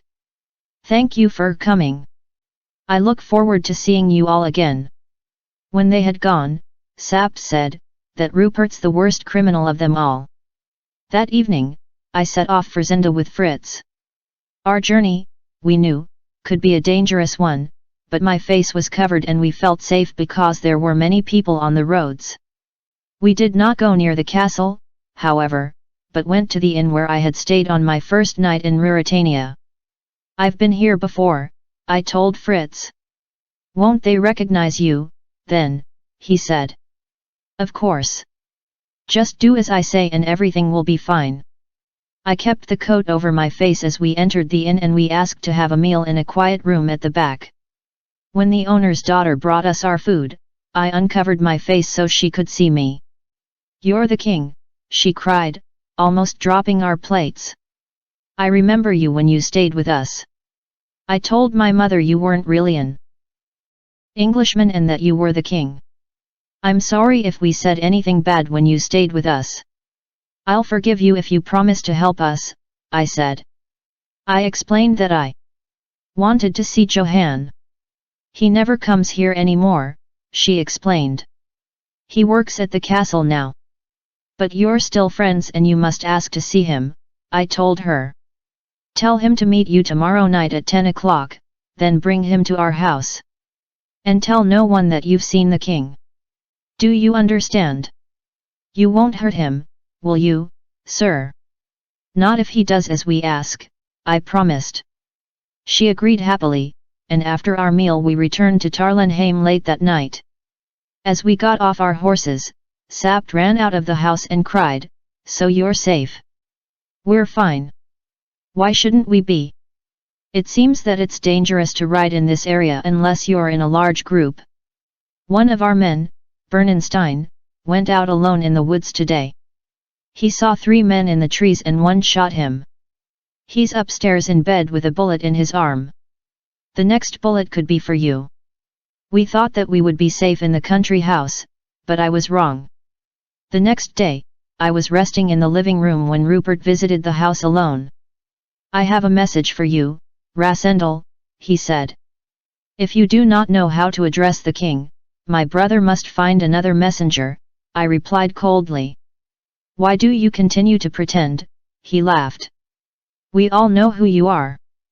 But you can't say that in public, can you? Because then people would know you've kidnapped the real king. You know the game's not finished yet, and until it is, I will choose my own name," I said. "So, what is your message?" "The Duke offers you more than I would. He offers you a safe journey to the border and 1,000,000 gold pieces. Tell the Duke that I refuse his generous offer." "How's his prisoner, by the way?" "He's still alive," said Rupert. "Good, now go from here, while you can," I said. Rupert gave me a cold look and asked his servant to prepare his horse. I followed him out of the house, and just as he was about to climb on his horse, he stopped and said, "Let's shake hands." He stepped nearer to me and suddenly stabbed me in the shoulder with his knife. I cried out, but Rupert rode off fast before I could do anything. Although my shoulder hurt, I was lucky it was not a bad injury, though I was angry at letting myself fall for such a trick. I was put to bed and told to sleep, which I did for several hours. When I woke up, it was dark and I found Fritz beside me. "The doctor says your arm will soon be better," he said. "And the good news is that your plan has worked, for the girls brought Johan to the house. He's downstairs right now, and the strange thing is that I think Johan's happy to be here. He seems to know that if Michael's plan is successful, he'll be in trouble because he knows too much." This made me think that Johan would be more useful to us than I had first thought. Surely with the right encouragement, he would make the perfect spy for us. I went downstairs and asked to see Johan. The guards had brought him in with his hands tied behind his back. I sat him down in a chair, where he sat looking sad and afraid. As we talked to him, we understood that Johan was a weak man but not a wicked one. He said he worked for Michael because he was afraid of him, not because he liked him, and he seemed happy to tell me Michael's secrets.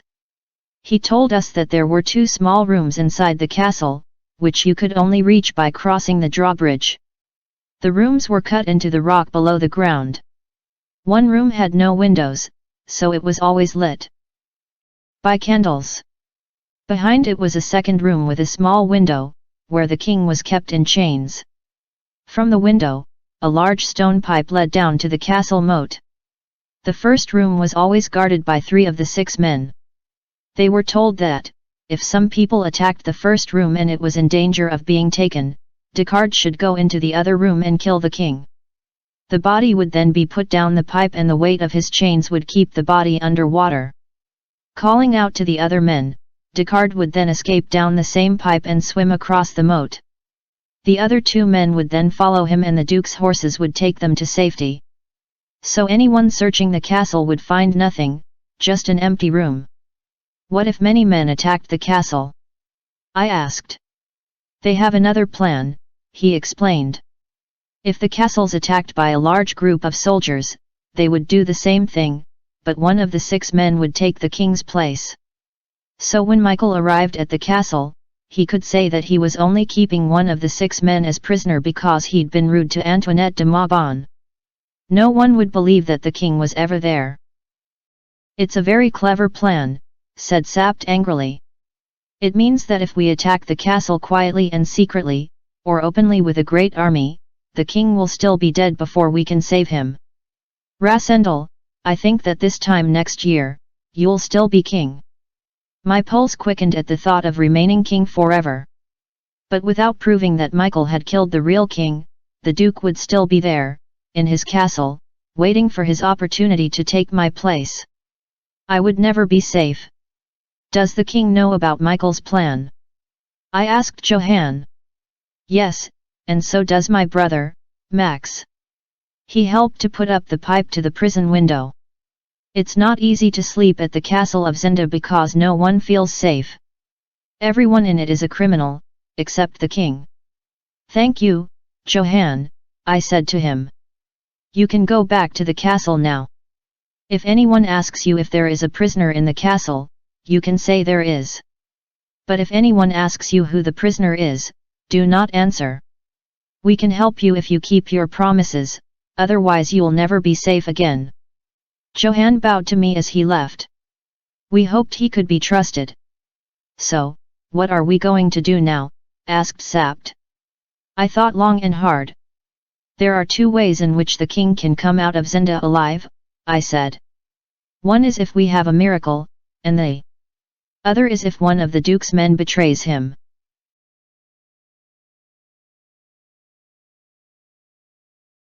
The Prisoner of Zenda. By Anthony Hope. Retold by Matthew Hancock. Chapter 7.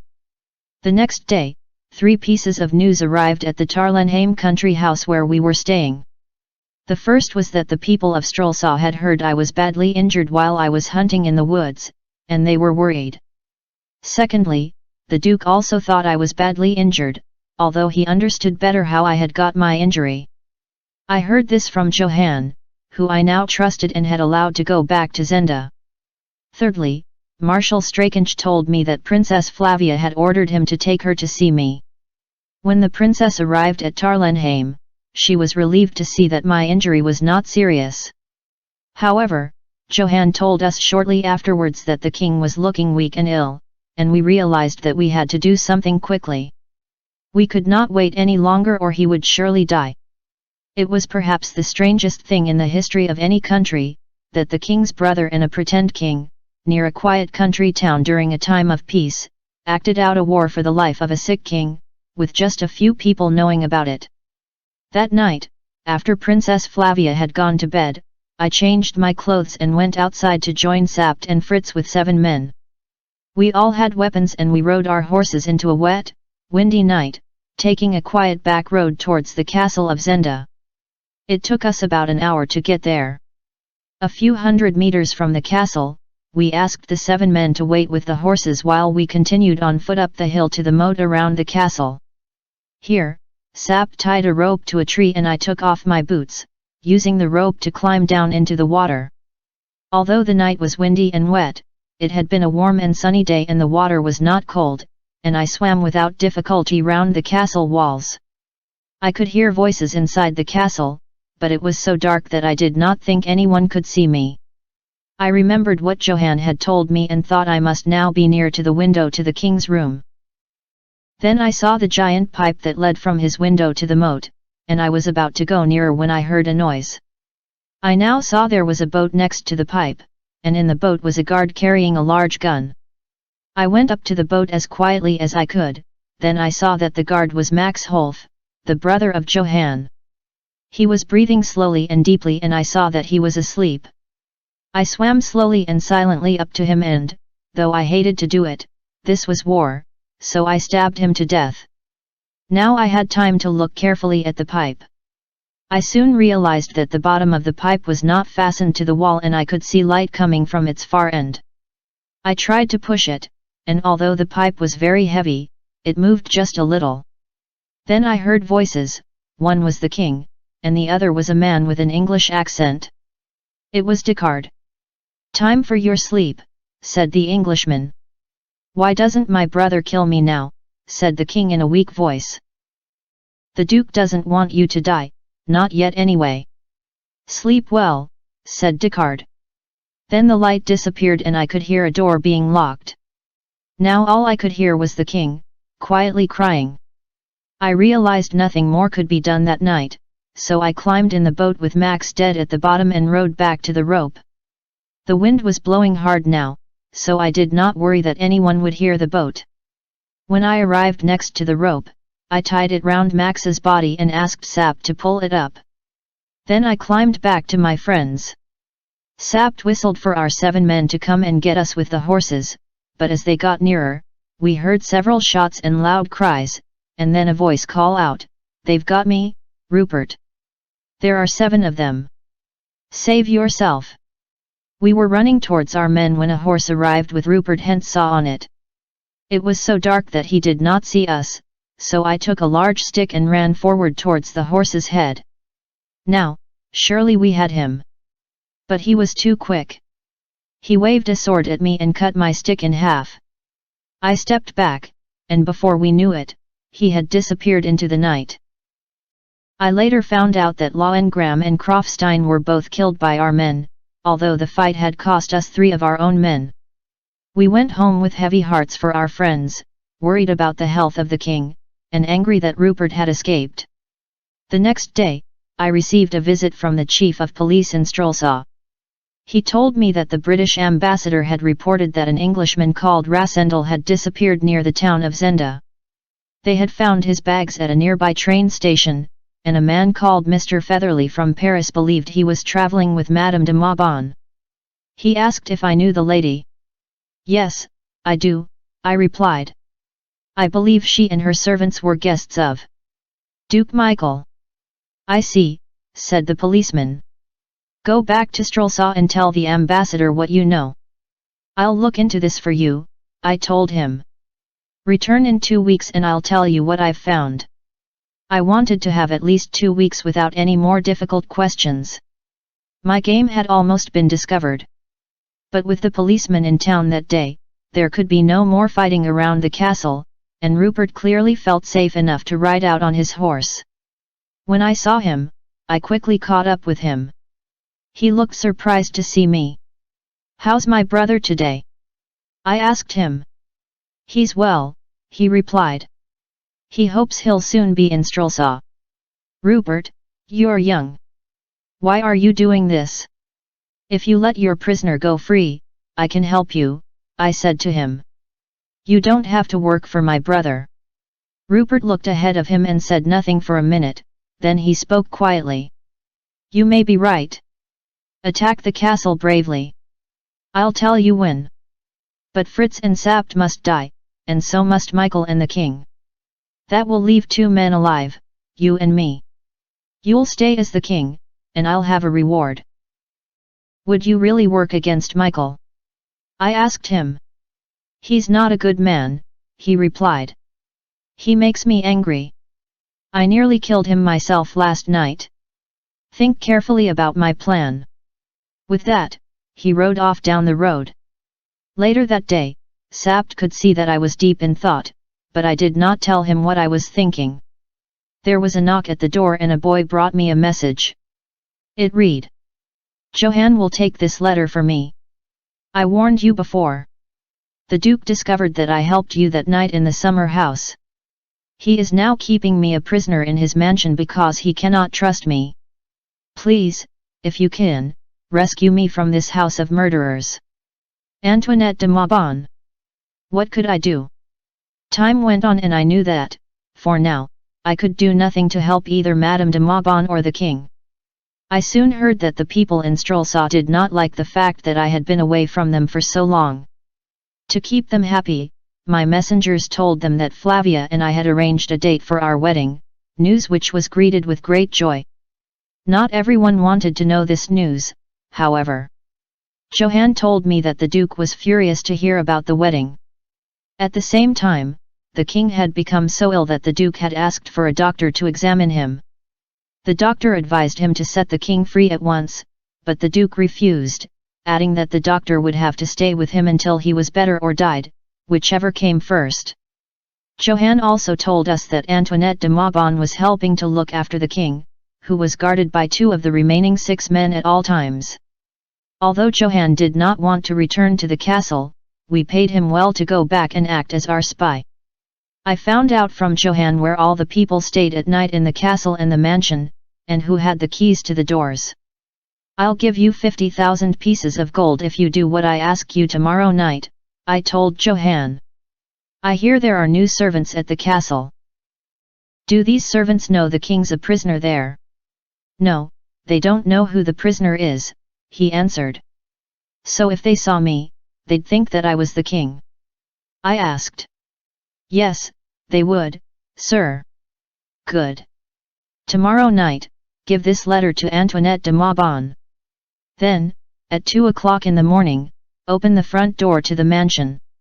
Ask no more questions. Now go."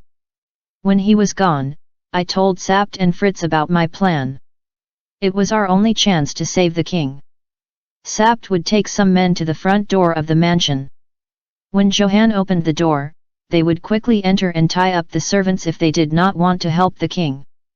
At the same time, Madame de Maubon would cry out for help from her room. The Duke would surely come to see what was happening, and we could take him. Then there would only be 2 men left guarding the king, so we would need to move quickly before they hurt him. Meanwhile, the house at Tarlenheim was to be filled with lights and music so that people believed we were having a ball. Marshal Strakench would guard the house and the princess, and if, the next day, we had not returned, he would then march to the castle and ask to see the king at once. If the king was not there, he would quickly take Princess Flavia back to the capital where she would become queen. So that night, at midnight, Sapt took his men to the mansion. I rode alone a different way to the castle, with clothes to keep me warm, weapons and a rope. Half an hour later, I was back by the moat. I left my horse and gun in some trees, tied some rope to another tree and climbed down into the water once more. I swam back to the pipe below the window, but now the pipe was fastened to the wall and no light showed. I looked up at the mansion and saw that the lights were on in the windows to the Duke's and Madame de Maubon's rooms. Then I heard voices and I saw Rupert walk towards the castle onto the drawbridge with de Gautet. "Let's go across before they lift the drawbridge for the night," Rupert said. They walked across and shortly after, the bridge went up.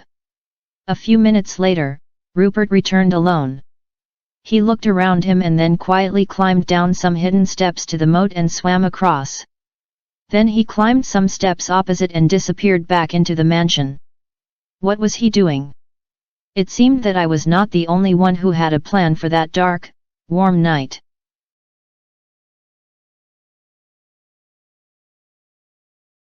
The Prisoner of Zenda. By Anthony Hope. Retold by Matthew Hancock. Chapter 8. It was cold waiting in the water of the moat, so when Rupert disappeared into the mansion, I slowly climbed out and waited by the drawbridge gate next to the castle. Now only Descartes, Bersonin, and de Gautet were left to protect the king in his prison. If only I had the keys to the king's room, but I knew I had to be patient.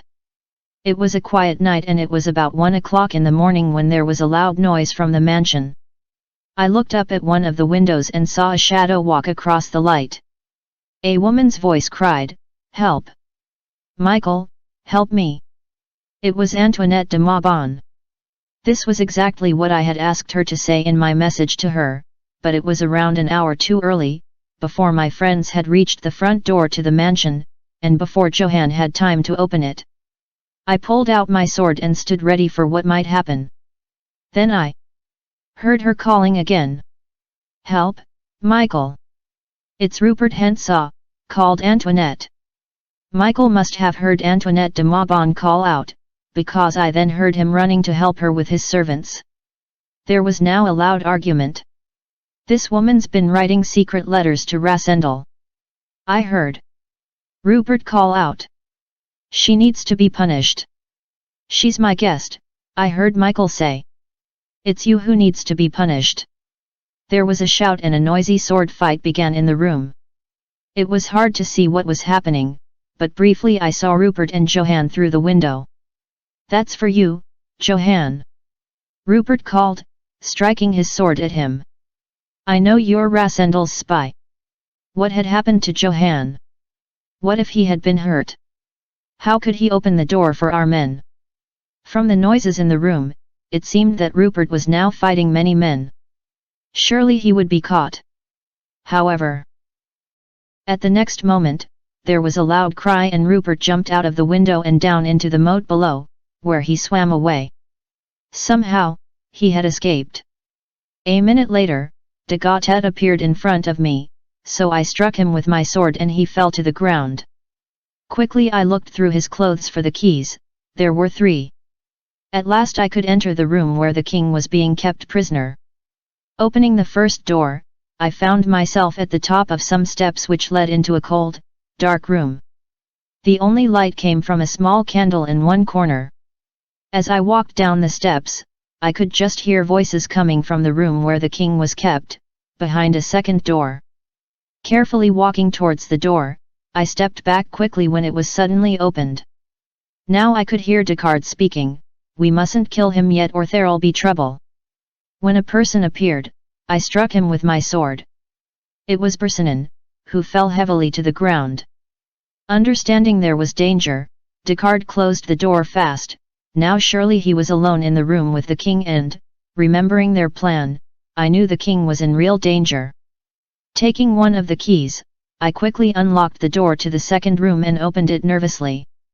I think I expected to see the king had already been killed, but once inside the room I was relieved to see that Descartes was being held by the king's doctor.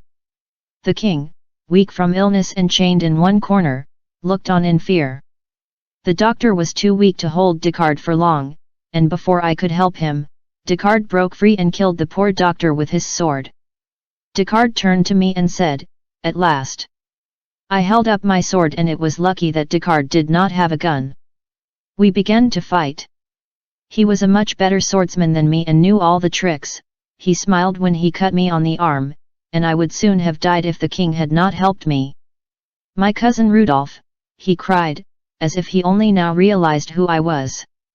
He reached forward and pushed the legs of a chair into Descartes' body. "Push hard," I called. "Push against his legs." With the legs of the chair against him, Descartes found it hard to stand up. This made him angry, and he struck the king hard with his sword, but as he did so, he fell over the doctor's body. It was easy for me to kill him as he lay on the floor. Was the king dead too? I ran to where he lay. How happy I was when the king moaned, so I knew he was alive, but before I could help him I heard Rupert somewhere outside the king's prison calling out, "Come on, Michael. Let's fight." I tore a piece from my shirt to make a bandage for the cut on my arm, and quietly opening the prison door, I looked out. The drawbridge was now down once more. Rupert stood in the middle of the bridge with his sword, while the door to the mansion at the other end of the drawbridge was guarded by some very frightened-looking servants, as well as Johan, who I was pleased to see was unhurt. Then Antoinette de Maubon angrily called out from behind the servants, "The Duke's dead, you've already killed him." "Dead?" called Rupert. "That's good. Then I'm your leader now. Put down your weapons and do as I say." Instead of putting down their weapons, however, the servants allowed Antoinette de Maubon to walk onto the bridge, and she was pointing a gun at Rupert. But before she had time to shoot indeed, she planned to, Rupert once again jumped quickly into the water below the bridge. More loud voices were heard and I realized that Sapt and his men must have finally arrived at the front door, on the other side of the mansion. Feeling confident that the king would be safe, I ran after Rupert and also jumped into the water. He swam faster than I could with my wounded arm, and he quickly swam to where the rope was tied to the tree above the moat. He looked surprised but pleased to see the rope and quickly climbed up. I was, perhaps, a minute behind him and once at the top of the rope, I could see him running off into the forest. At one stage I saw him look back at me. I thought I saw him waving, as if it were a game, as if he knew I would never catch him. We both ran, further and further into the forest of Zenda, until I heard another cry. What had Rupert done now? Soon I discovered that he had found a boy riding to market, and had quickly pulled him from the horse and taken his place. Rupert was trying to get the boy to be quiet by giving him some money, and this gave me time to catch up with him. "Stop!" I shouted. He looked at me and smiled. "What did you do at the castle?" he asked. "I made sure that you are the last of the 6 men," I told him. "Do you mean that you got inside the king's prison?" he asked with surprise. "I did." "And what's happened to the king?" "He was hurt, but he's alive," I told him. "Why didn't you follow my plan?" he said. "We could have worked well together." "Get off your horse and fight like a man," I said. I ran at Rupert with my sword, but still on his horse, he easily pushed me away with his own sword. I ran at him again and managed to cut his cheek, but now he rode at me with his sword held high. I would surely have been killed, but at that moment there was a shout as Fritz arrived on another horse carrying a gun. Rupert stopped and looked at us. He understood that he could not fight us both, so he turned the horse and rode away as fast as he could. "Go after him," I said to Fritz. But Fritz was looking at me, not at Rupert. "Sir, you don't look well," he said, and I suddenly felt very weak. Fritz got off his horse and ran up to me as I fell to the ground. "Is the king safe?" I asked him weakly. "Thanks to you, he is," said Fritz. "But you're injured. Here, let me help you." Next to us, the young boy looked on with wide eyes. "Isn't that the king?" he said, pointing at me. Fritz ignored him. After a long rest, I felt strong enough to walk back, leaning heavily on Fritz's arm. I later learned from Fritz and Antoinette de Maubon what happened that night at the castle and the events leading up to it. A few months earlier, the Duke had met Antoinette de Maubon in Paris and had asked her to Ruritania to see the coronation. She respected the Duke and was pleased to be his guest. However, some of the Duke's servants told her servants about the Duke's ambitions to be king. She did not like his evil plans and decided to warn me of everything he wanted to do. When the Duke found out that she had warned me in Strelsaw, he tricked Antoinette de Maubon by inviting her and her servants to his castle. Once she was there, he made sure they could not leave in order to stop her telling anyone about his plan. Luckily, with Johann as our spy, Antoinette was still able to send us letters and we could use her position in the castle to help us. Somehow, however, Rupert discovered that she was helping us, so he wanted to punish her. By chance he chose the very night that we were attacking the castle. When Michael came to see what was happening, Rupert killed him in the fight that followed. Rupert, it seemed, believed that without the Duke, I really would stay as the king and somehow reward him for his evil work. He did not understand that I was pretending to be the king for the good of Ruritania. He believed I wanted to be king forever. Because Johann was helping the Duke, he could not open the front door for Sapt and his men at 2 o'clock, and it took a long time before they could finally enter the mansion. They did this just as Rupert was escaping from Antoinette de Maubon. Soon Sapt found the king lying in his prison, hurt but still alive. He was carried with his face covered to the mansion, where Antoinette helped to look after the poor king until another doctor could arrive.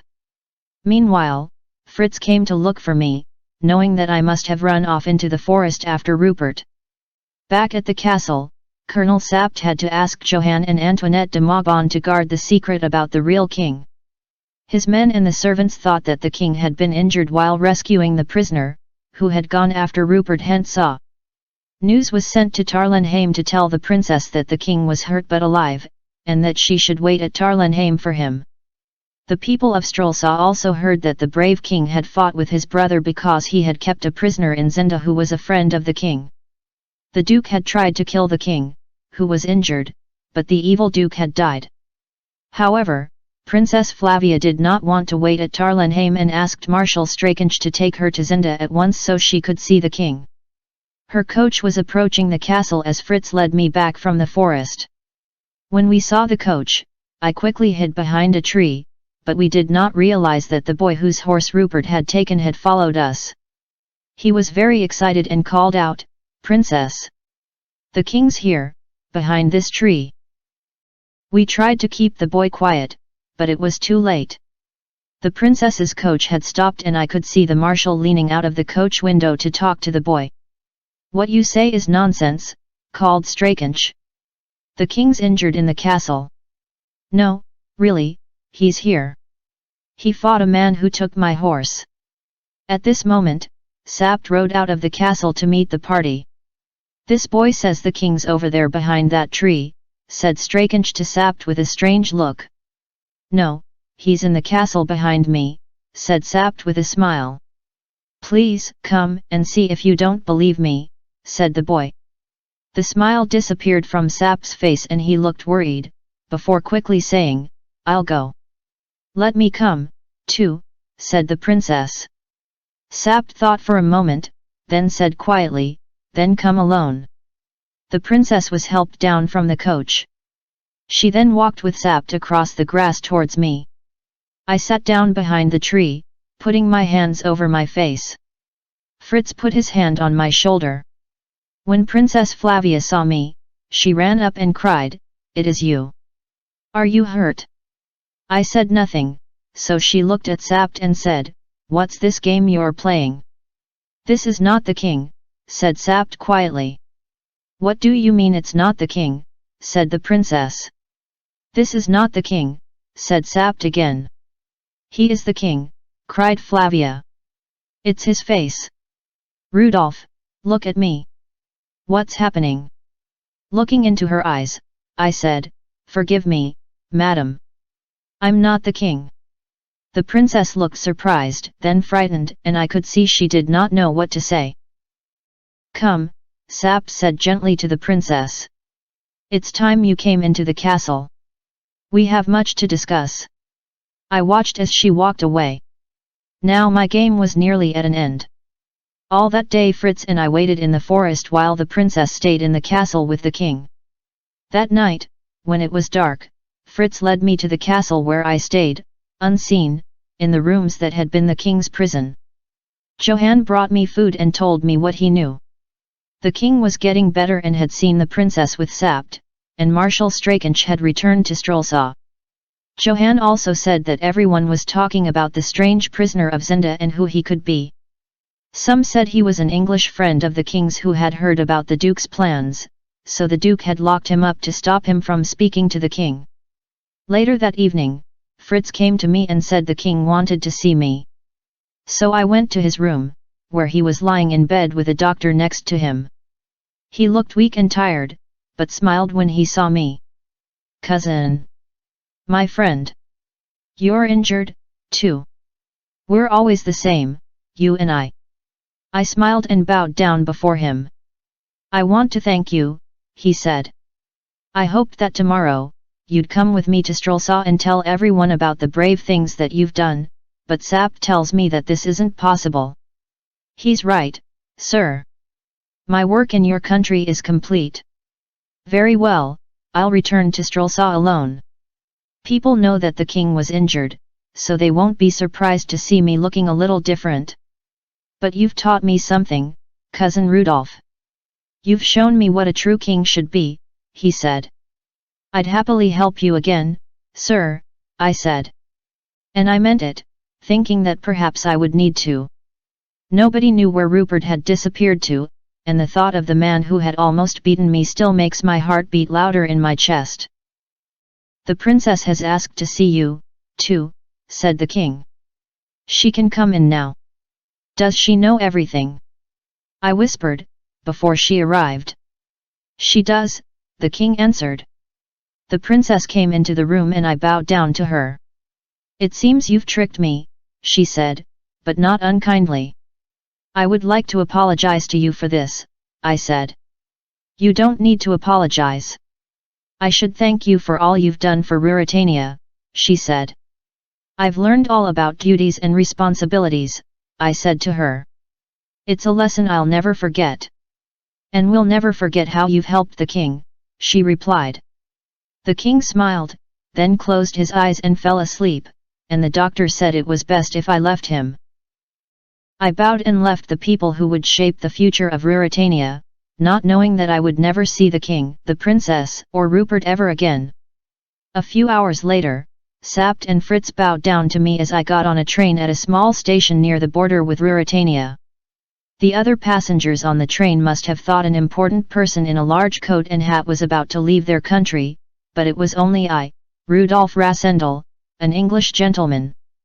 When I finally returned to England, I had some explaining to do. My brother Robert and his wife Rose told me that everyone had been looking for me.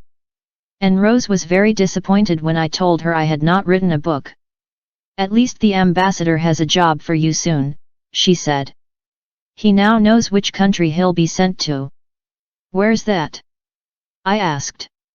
"Ruritania. Sir Jacob Borrowdale is to be the British ambassador in Strelsa." "I don't think it'd be a good idea for me to work there," I said. "But you promised you'd take the job," cried Rose.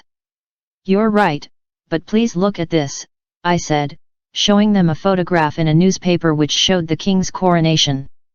There was I, with Sapt, Fritz, Michael and the princess. Robert and Rose looked at it in amazement. "Yes, you look very like the king of Ruritania," said Rose. "But this is just an excuse. You could have become an ambassador yourself one day. If you don't go, you'll never be anyone important." I knew, however, that I did not need to go. I had been something far more important than an ambassador. I had been a king. I remembered and understood those words Rose had said to me all those months ago: a person with a position in society has responsibilities. But even without a position in society, we all have a duty to help other people when we can, and we all become better people for doing so. The end.